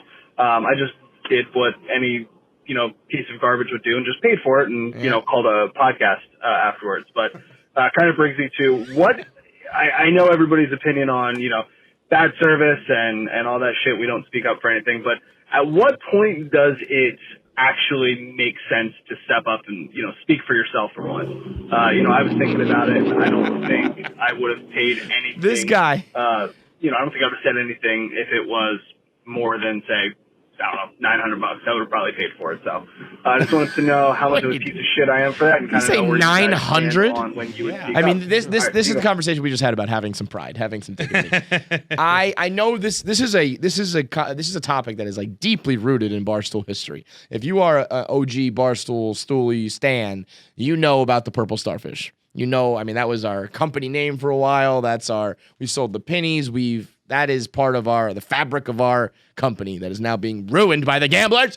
But Dave went to buy some purple starfish board shorts.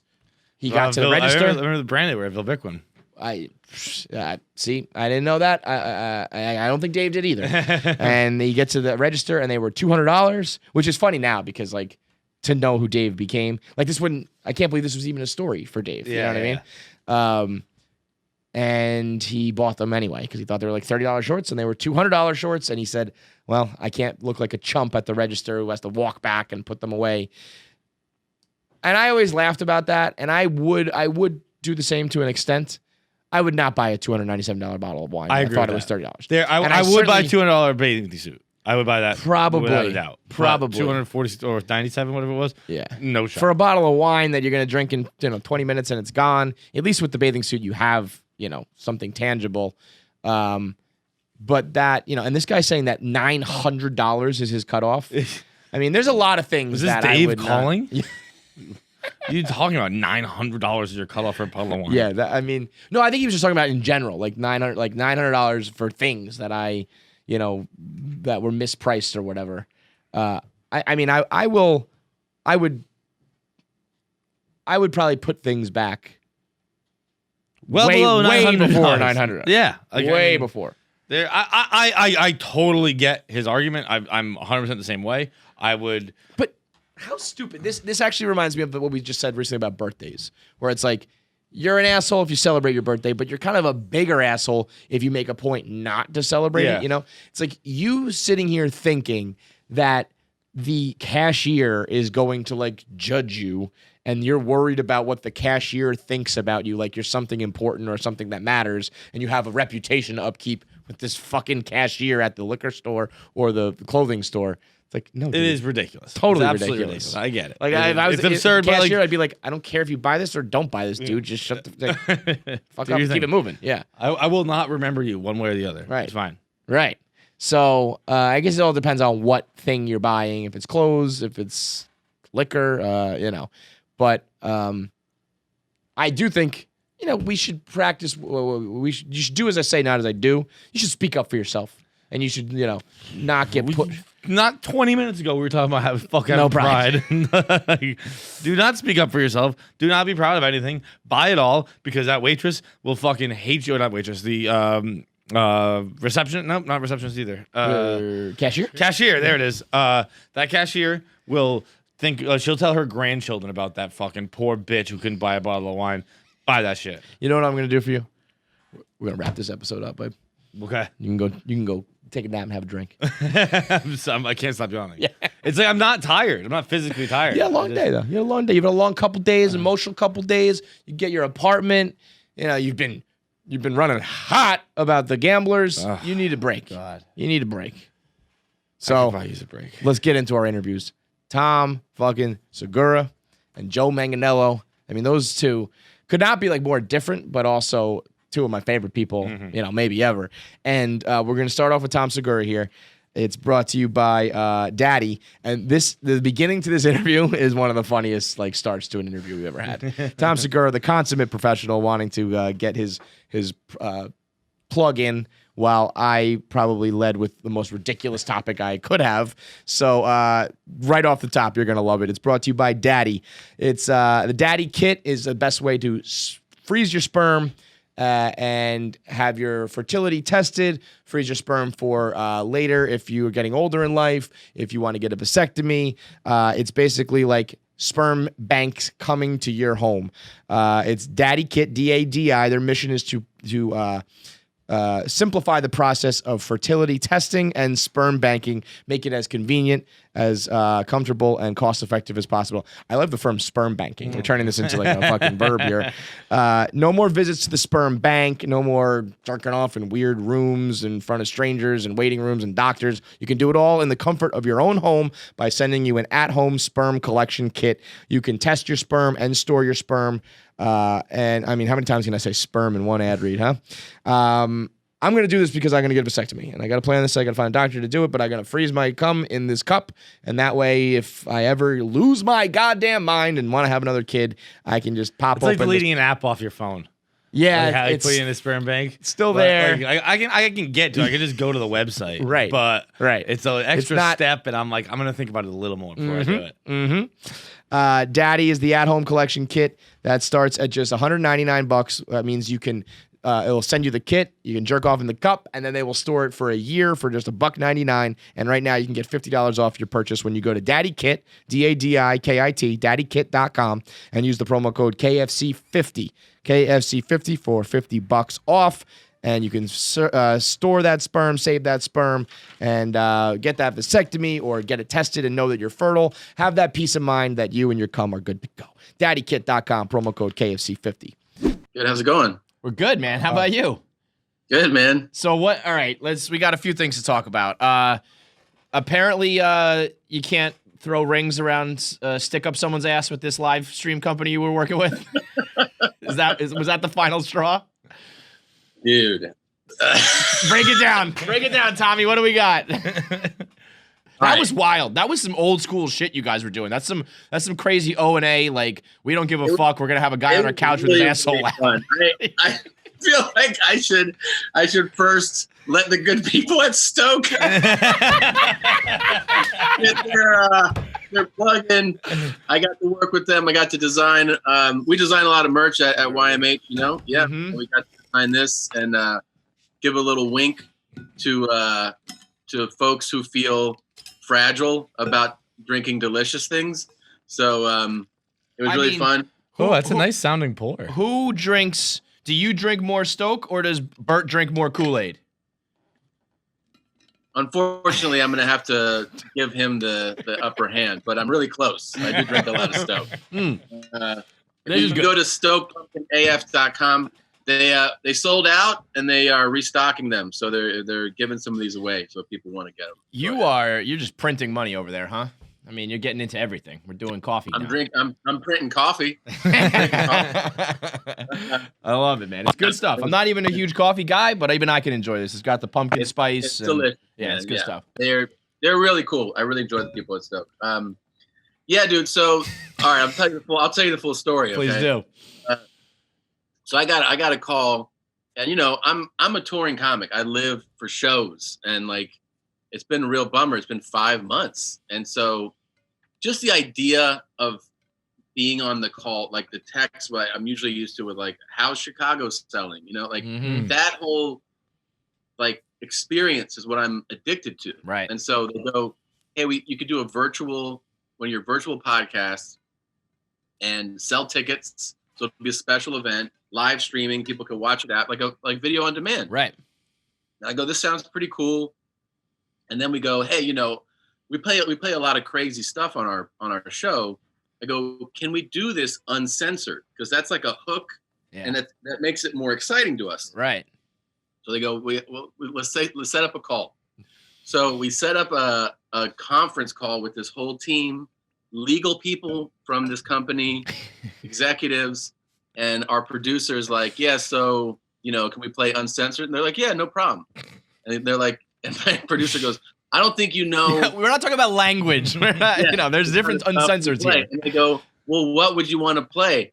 And my producer goes, well, I've thrown up twice in the last month working for it. And they're like, oh. So, but this goes to show you the extent we went to, okay? So I go, I'm not taking anybody saying like, yeah, sounds fine. Right. I go, put it together in a file. So we send them a Dropbox link, with the clips we're going to play, which are horrific, like really, really bad. Okay. They call us back and they go, you're good to go. I'm like, really? Then a week later, we add more clips. And we also, the guy who does the stunt is the guy who I had pushed a few weeks earlier, who had shit his own balls out, you know? So I didn't realize it was him. I've seen him. that. That's him. Amazing. That's him. And I have to give him credit. Pierce Paris is his name. Great name. He pitched the idea. So I didn't go like, hey, will you do this? He said, it's a real go-getter. Can we do this? Mm-hmm. So I was like, I go, yeah, man. So we'll do a cold open, like an SNL cold open, but it'll be with you doing that. He loves it. He's a gamer, shows up, absolutely kills it. What was his line? He looked at the camera and was like, oh, the drama, or something like that? Once I landed a horseshoe on the pole, he turns and he goes, it's your mom's house live. So we had like a great, and then that bit like really launched. You know, people were going crazy in the chat thread. They give us a call that night. My agent called. He goes, "You broke all the sales records for this service. You know, they've never had like activity like this. Right. We're riding a high. Saturday, Sunday, Monday." They go, you know, it's still selling. People are now buying it like as an on-demand thing, and it's doing really well. Everyone's happy. Like, the service is happy, the agency, we're happy. Tuesday, we're doing a podcast, and as I'm doing the podcast, I have my phone over here. I see my agent call and then text, and I'm trying to like stay in the conversation. So we break. I pick it up, and it says urgent. Call me. And I'm like, okay. And he goes, I got a real problem. And I go, what is it? He goes, they're taking it down. And I go, why? And he goes, I don't know, man. Somebody saw it that is higher up, I guess. And I go, but they signed off on it. Like everything. There was probably like one or two guys that it didn't get to that, right? Yeah, like well, it went all the way up the ladder. But I think a higher up was probably like, you know, Monday meeting was like, oh, so we had like a really good sales weekend. What happened? Yeah. What sold so well? The guy who shits his balls out. Take a look. McNuggets. So, then I go, you got to be kidding me. And they were like, no, dude. They're like this, like the person that called my agent said he called him in a panic. Like he was like, this guy was panic. Yo, this is great for you though, right? You're just gonna re-upload it elsewhere and now have even more hype and more subscriptions, right? Yeah, we'll have we'll announce the new home within another 24 hours. I mean, so we already have it.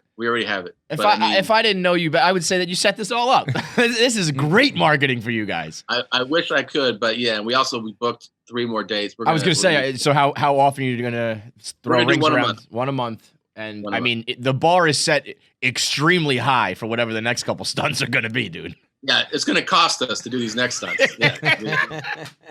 That is unreal. What else was going on? I listened to the episode with you and Christina maybe a couple weeks ago where you guys were being like very, oh, did you see that panda and that baby? And you were being very much like, you know, this is what you get when you censor us. Is someone else giving you a hard time? Well, yeah, that was really like, so I don't know, like we ended up not really planning.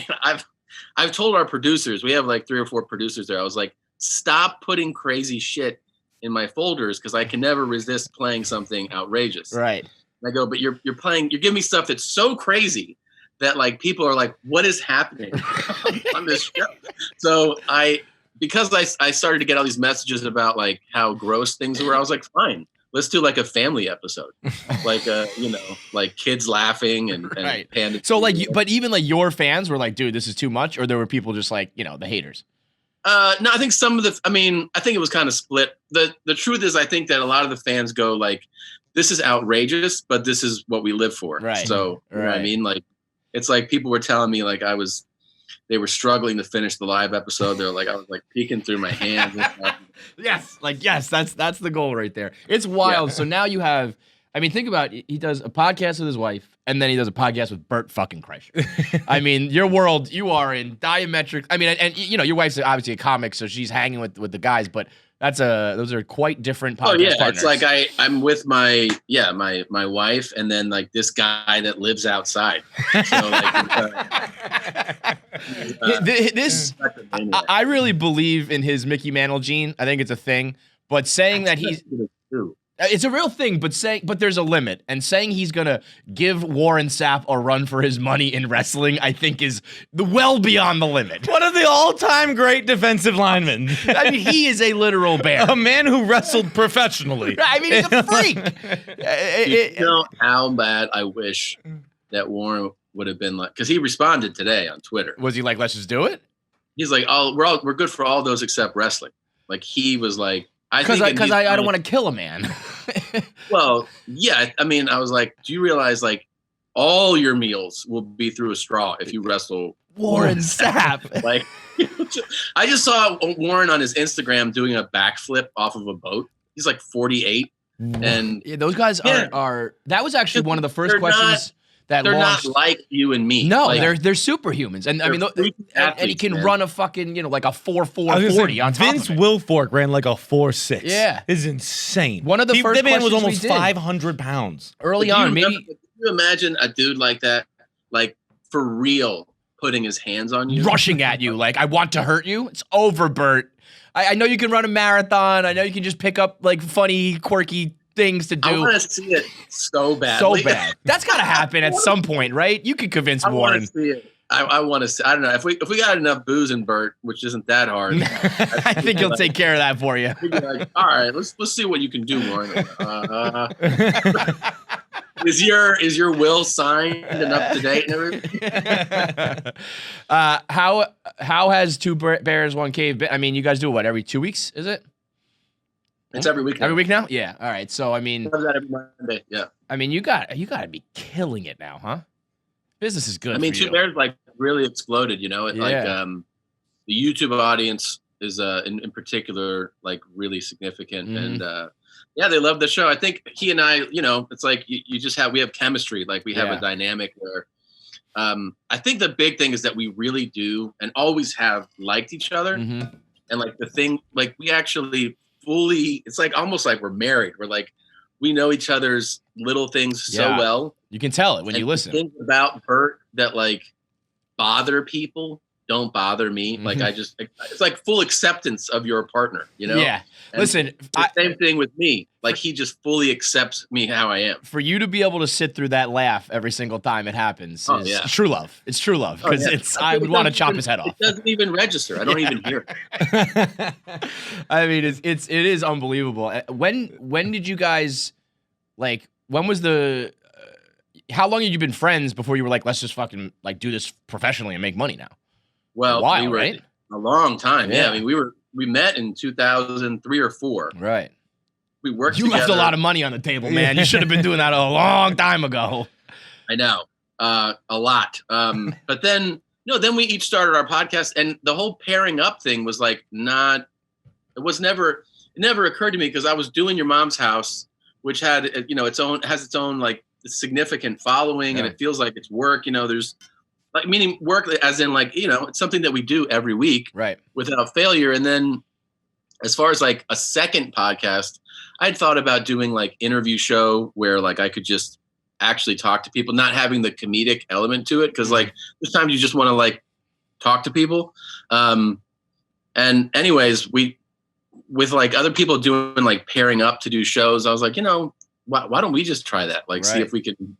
So we did. And yeah, it worked out, man. Worked out pretty well. The podcast game is so funny where you're like, well, I already have one show a week. I couldn't possibly do 2. Yeah, I mean, Like, we might I as have well to do work 7. for 3 hours this week? I don't think so. It's so true. It's like, you're like, what am I? But one thing that I feel like, because obviously Rogan gets a lot of credit for like, huge podcast explosion. But one thing I think he really nailed, that we're essentially, he takes all of his interests and he puts them on the same feed, right? Mm-hmm. But I feel like if I wanted to have a one-on-one talk with Mark Cuban or something, if I put it on my Your Mom's House feed, I feel like that audience would be like, this isn't the show. Right, right. You know what I mean? Yep. Whereas Joe was able to like kind of leap that, where he goes, no, like this is just going to be like MMA today. Right, MMA, a scientist, Yeah, whatever, and they're all on the same feed, and people kind of like pick and choose it. I feel like we went so much in the direction of like, this is our show, that if I wanted to have 4 hours of talking to different things, I have to set up like 4 RSS feeds. Right, which is a bitch to grow, but when you get to the point that you can grow multiple ones, I feel like people would appreciate that more. I think so too. Clog you up, yeah. And now, and I gotta give it up to you for, I mean, just doing everything in Spanish is fucking brilliant. Well, yeah. You're just double dipping, you son of a bitch. Once I started doing stand up in Spanish, and then I have a deal for a Netflix special in Spanish. So when I same signed act, or are you doing other material, or is it just like your jokes in Spanish? Right now it's when I last did stand up 5 months ago, right, it was a mix of like material written just for those shows and some material that was translated.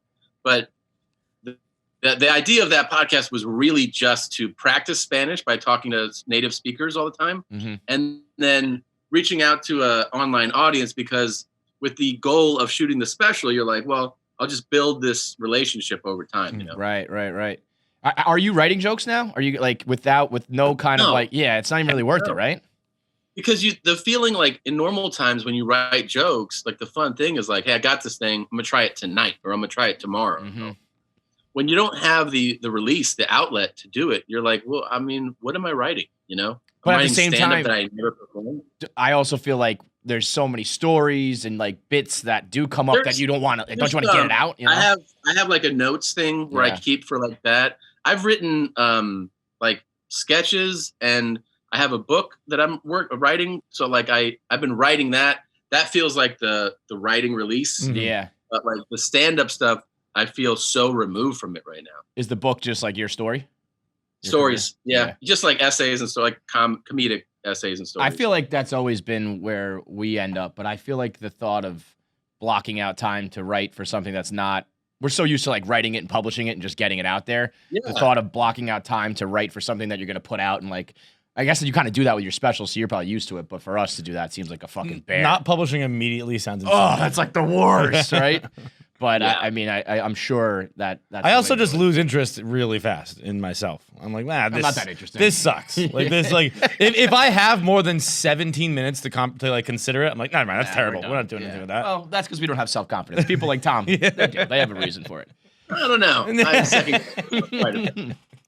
I'm always I'm a lot. interested. Like, did you and Christina make a concerted effort to like you guys refer to your kids, but you kind of keep family pretty separate? Whereas like a guy like Bert is, obviously out there with names and crazy shit, right? I kind of did the same thing, and I regret it. Was that like a talk you and Yes, Christina had? it was definitely a thing because I'm naturally immensely private. Right. So Which is kind of weird, right?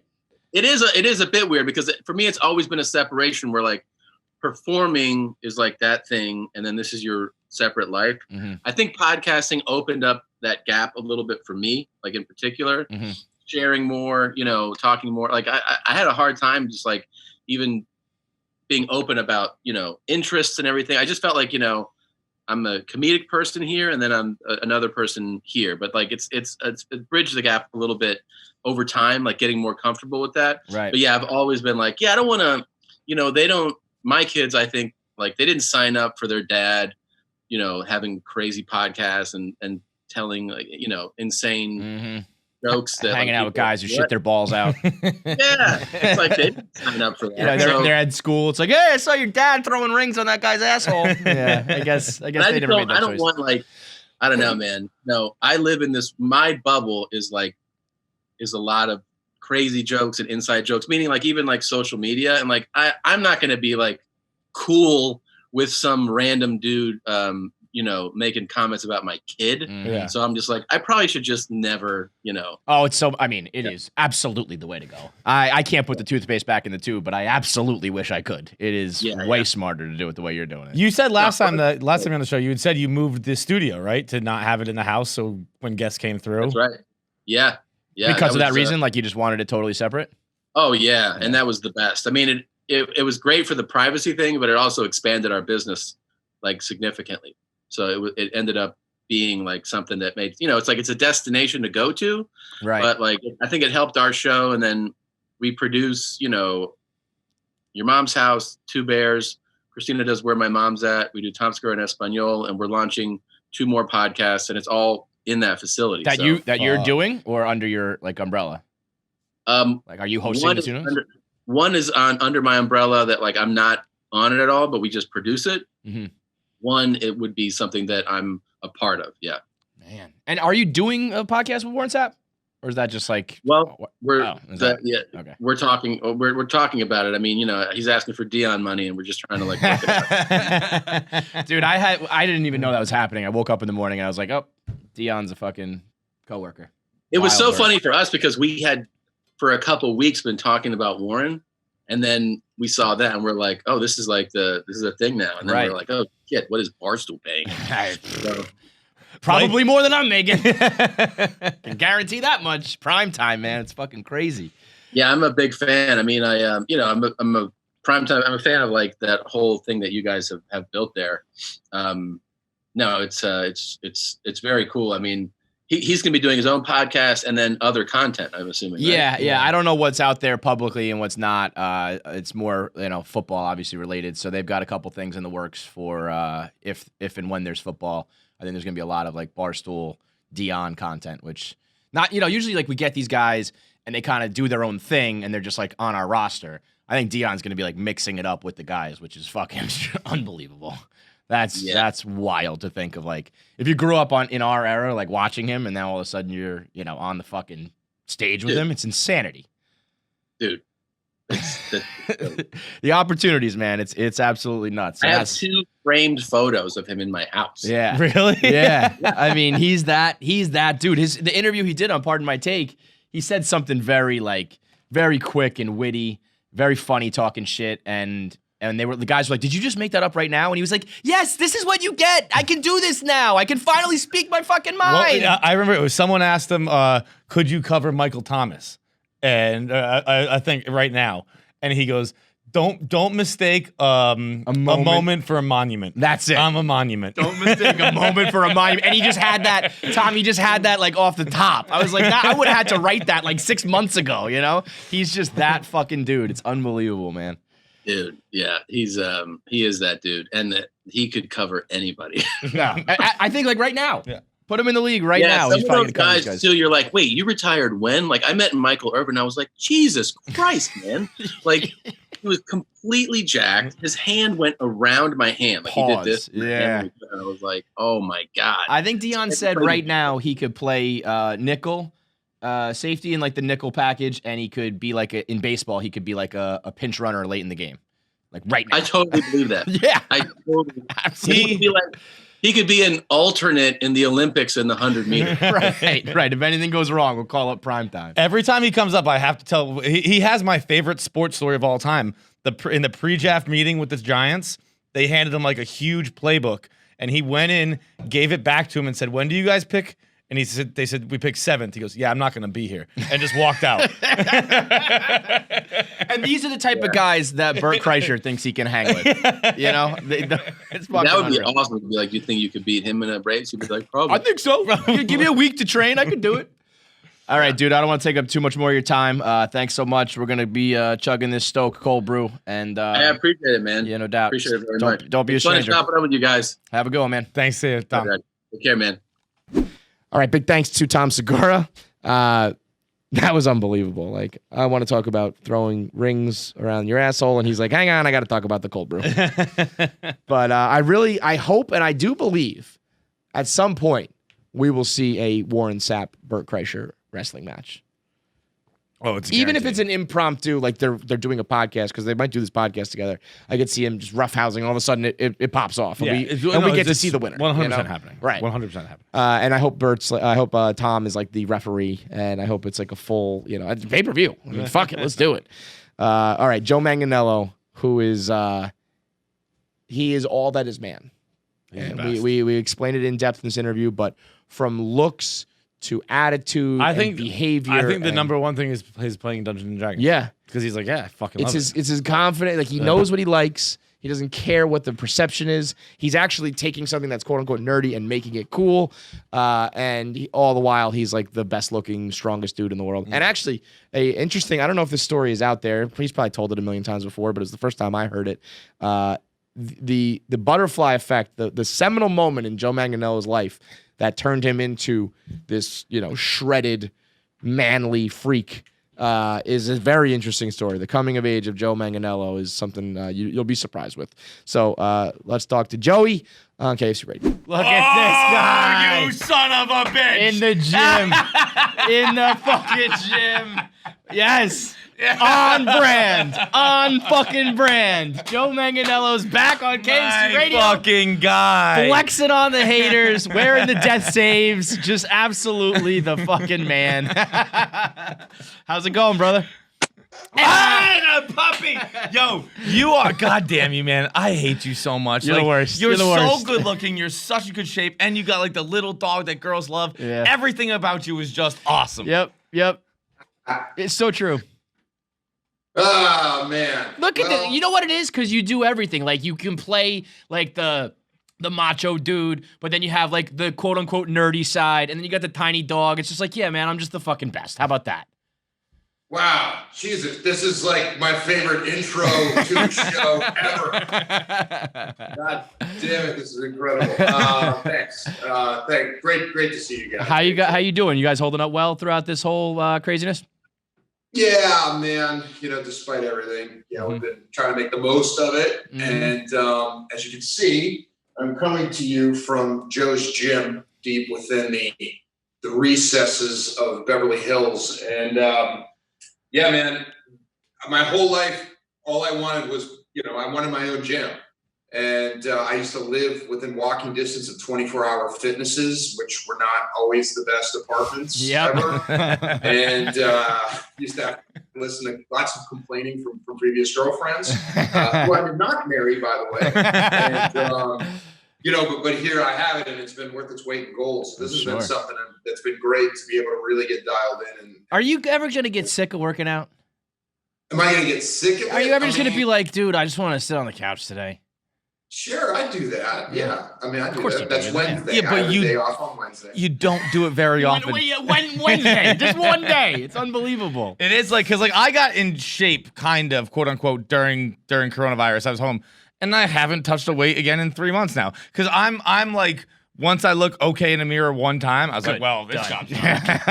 Smash this. I mean, look, it's like, it depends on the role. I mean, there were like years that went by where I wasn't playing a werewolf or Big Dick Richie or whatever it was, and I didn't need to go that route. I didn't need to do 6 days a week, 10 months out of the year. I wasn't training like a professional athlete. So yeah, I do enjoy that. I'm also the guy that, like, you could drop me off on an island with a stack of books and a hammock and come back and pick me up in a year, and I'd be totally fine with that. So it's like I have a lot of different interests in a lot of different ways, but I do enjoy training. I think I like the self-mastery and I like the masochism of it. Fellas, this is how you get Sofia Vergara to marry you. I like to read. I like to work out. I do movies. I mean, it's unbelievable. You say things like self-mastery. You son of a bitch. You sandbag. I did not say that on the first date. None of that happened, yeah. Yo, let's talk about your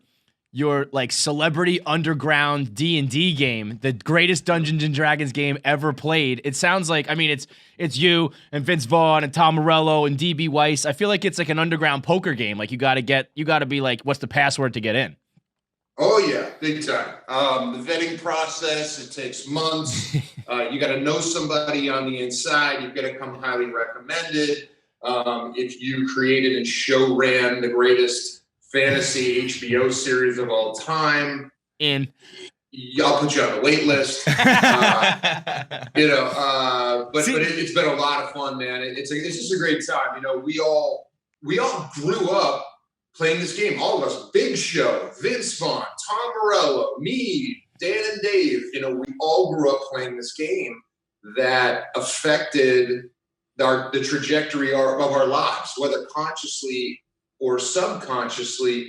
It was this kids game that taught us how to make a character, how to write a story, how to think steps ahead or in an episodic fashion. And when all these guys who played as kids found out that I was running a game, they wanted to get back in. Like, let me see if it's like riding a bike. Right. And then the addiction, the obsession hits you, and then you are in. So did you actually get, like, you were kind of public about it, and then what, like, these guys, they text you, they call you, you get an email being like, psst, can I get in on this?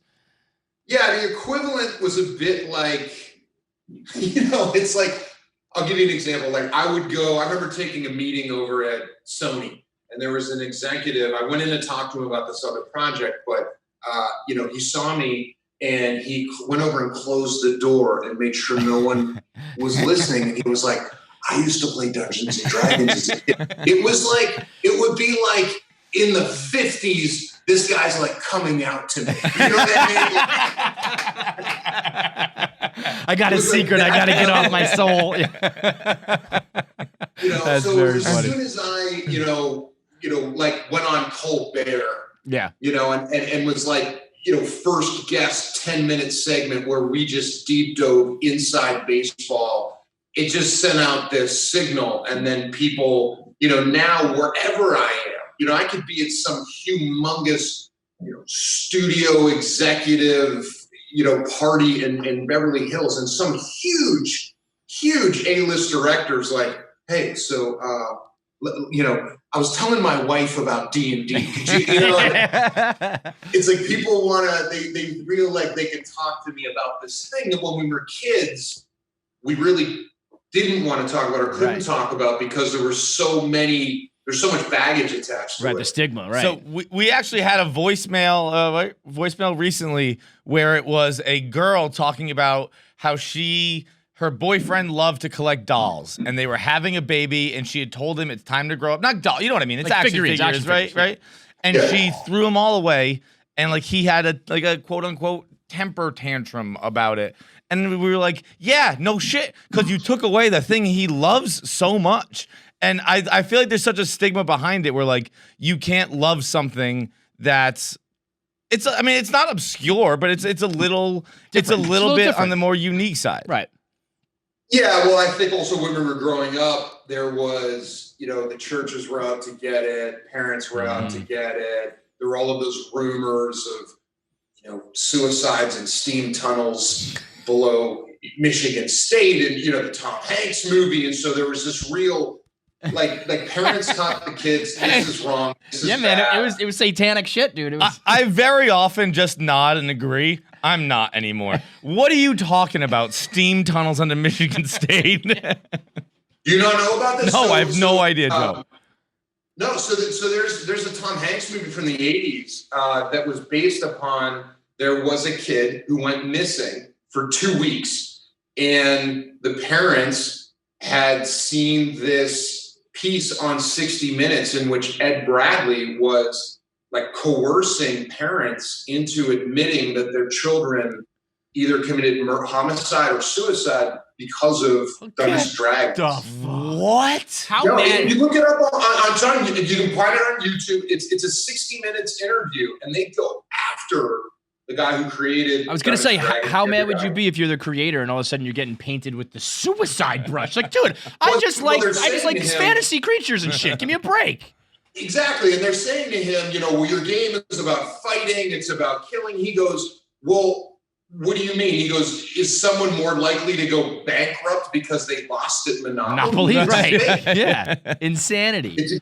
It's a game, and so, but it had this like this kind of like reputation tacked onto it that was similar to Ozzy Osbourne, and then later and Alice Cooper, and later Marilyn Manson. So it had this like weird dark. That's the fun. That's the cool part Exactly. of it. I mean, Exactly. yeah. We felt like we were doing something we shouldn't be doing, Right. which made us like it even more. Right. And so years later, here we are, and it's been a fun hobby that's led to me actually working with the company, writing for the company, writing stories. I've created characters that appear in video games. That they have figurines you can buy in packages that I created. and Wow. designed. Oh, no shit. I didn't Yeah. know that. And That's you, unbelievable. You know, by the way, that you need to make a movie about this, right? Like you and all Okay, these guys well- as the adult. What was that movie came out recently? Tag, where they all play tag. The adults? Tag, yeah. If it's you and the adult guys and they're all A-listers and shit, and you all play Dungeons and Dragons, unbelievable. Well, yeah. I mean, they're at my house, so we can do it. Get to work. Did you ever play any of the other? Like I played Magic the Gathering. You ever get into the other like fantasy shit?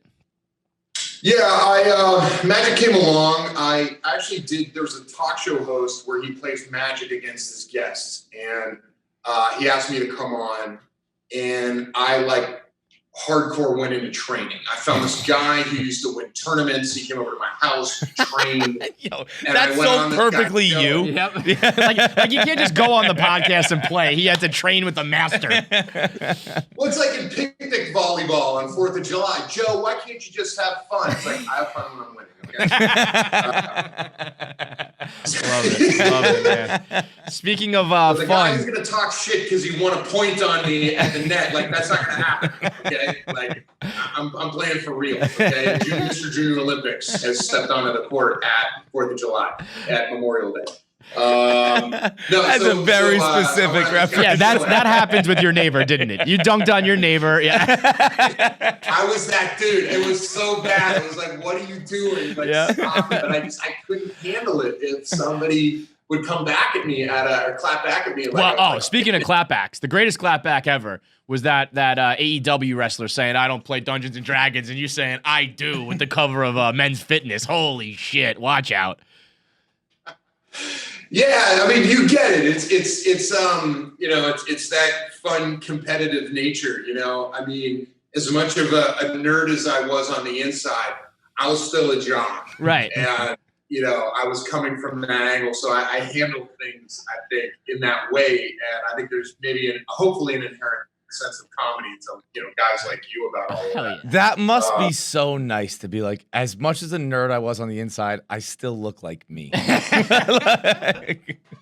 Well, listen, here's the thing. I write about this in my book. I wasn't the kid, like in 8th grade football, they lined us all on either side of a dip bar and a pull-up bar. And a whole football team had to watch as each one of us. Oh, it's my nightmare. Dips to failure, pull-ups to failure. Now, I was the captain of the team. Guess how many dips and pull-ups I could do? I mean, the way you're selling it sounds like you didn't do as many as I can believe you could do. I would guess you did 8 dips and 6 pull-ups. 0 on both? 0 each. Get out of town. Wait, you said what grade? 8th grade. 8th grade, you couldn't do a pull-up? I mean, I can't do a pull-up now. I'm not talking shit. Yeah, I can't. I'll do dips until tomorrow. I can't do a pull. I can't do one single pull-up. Well, so then I was so embarrassed and so angry that I then became this. Yeah, I was just say got famous. Yeah, like honestly, think about that moment. That's the seminal moment in your life where everything shifted. If you could have done a handful and nobody really reacted, who knows what you are.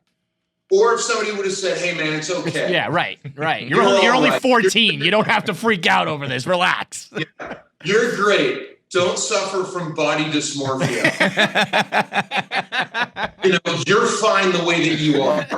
No, I'm mad. I'm angry. And I went and I found there was a history teacher at my school that I heard trained bodybuilders in the 70s. It's like Miyagi. I went to Miyagi. Right. And was like, you're going to teach me karate. You're going to teach me how to bodybuild. Like, give me that wax on, wax off. Yeah. And so he's like, come over to my house on Monday night and at 7:00. And I said, all right. So I showed up in my workout gear, ready to go. And he sat me down and pulled out all these charts of the body's muscular system with the skin ripped off and pointed these things out. He was pulling out these medical texts. And I sat there for an hour and a half as this guy just taught me how the body worked and how it responds to training. And training was actually damaging the muscles, and then you need to sleep and you need to eat and you can't drink and you can't alcohol and all this has negative effects.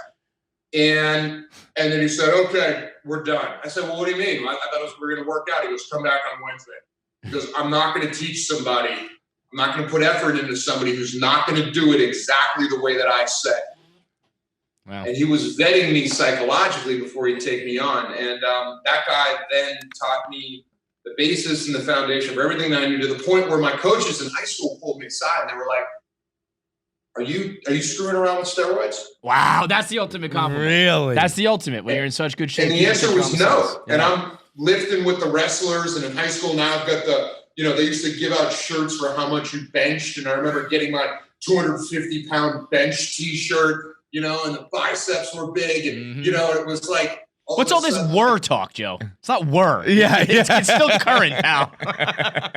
The girls noticed. Everything changed. Everything changed. My attitude changed. The pull-ups, the dips, those came next. Like, I was never going to be embarrassed like that again. And it's interesting that I wasn't at the top. I wasn't even in the middle. I was dead last, and it was like that failure that pissed me off enough to change the trajectory of the rest of my life. Your entire life. And you know what else changed your life? the fact that that teacher said come back on Wednesday, because that's not how that story usually ends. it's like here's pictures of the human body, and like you're an 8th grader. Usually it changes. It ends in a very different fashion. So talk to me about the new movie, because I mean, Dungeons and Dragons is this deep dark thing and working out and all this shit, but Sleepover seems to be kind of like a funny, easygoing type of movie, which I mean you've been known to do both, obviously, but is it like a switching gears or what? It's fun. I mean, I'm no stranger to comedy. I've been on. I think at one point I was on every sitcom that CBS had.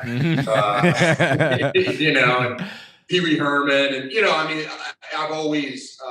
I just kind of flip back and forth. I think, you do enough shoot 'em ups and drama, or gut wrenching, emotional drama. Then you want to go do something funny and have fun on set. And the Sleepover was really fun. It was a script that was on the blacklist, which meant it was one of those scripts to watch. And I read it. It was super fun, very funny, and it was this combination of,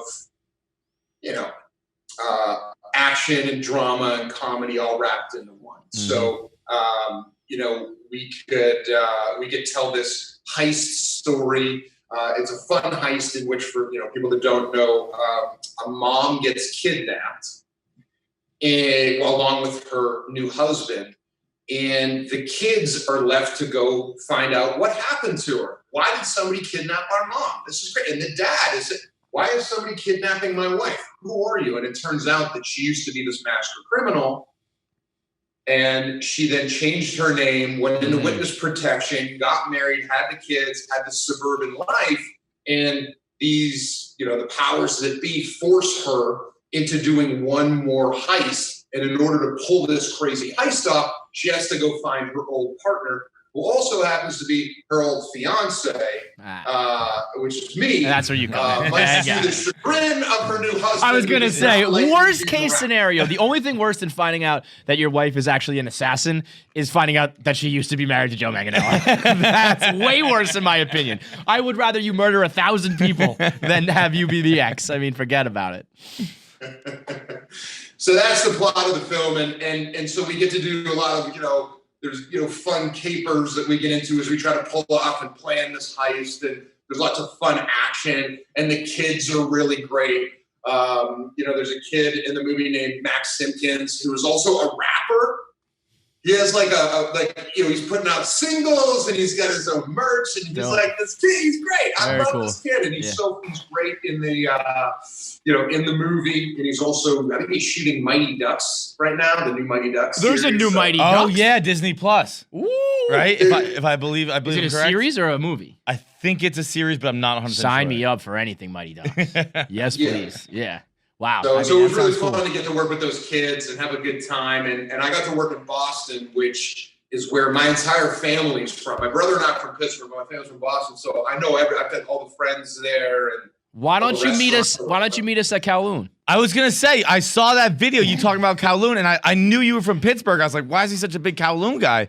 Kowloon's the shit. Kowloon's the best. I've still never been. I'm a New York guy, so I've never been there. But everybody around here is from Boston, and they talk about this place like it's a goddamn religious experience. Andy Wong is like the savior. It's crazy. Dude, the Kowloon is the shit. It's unbelievable. The food is just as good as I ever remembered it, and better. It's like addictive. It's so good. And and then I got my friend Jay Gordon owns a store called Bodega. Oh wow. Yeah, I forgot you're a big Bodega guy. So I became a sneakerhead because of my friend Jay, and his flagship store, the first store, is in Boston. So let me I ask would you take this. the kids out to go get shoes. That's what my brother used to work there when he was in college. It was a good hookup. Oh, really? At Bodega, yeah. Which I mean, it's one of the coolest entrances to any store imaginable. Period. When you just go through the Snapple machine, it's like, all right, so now you step on the tile in the floor, and the vending machine. Yeah, so cool. The store is back there.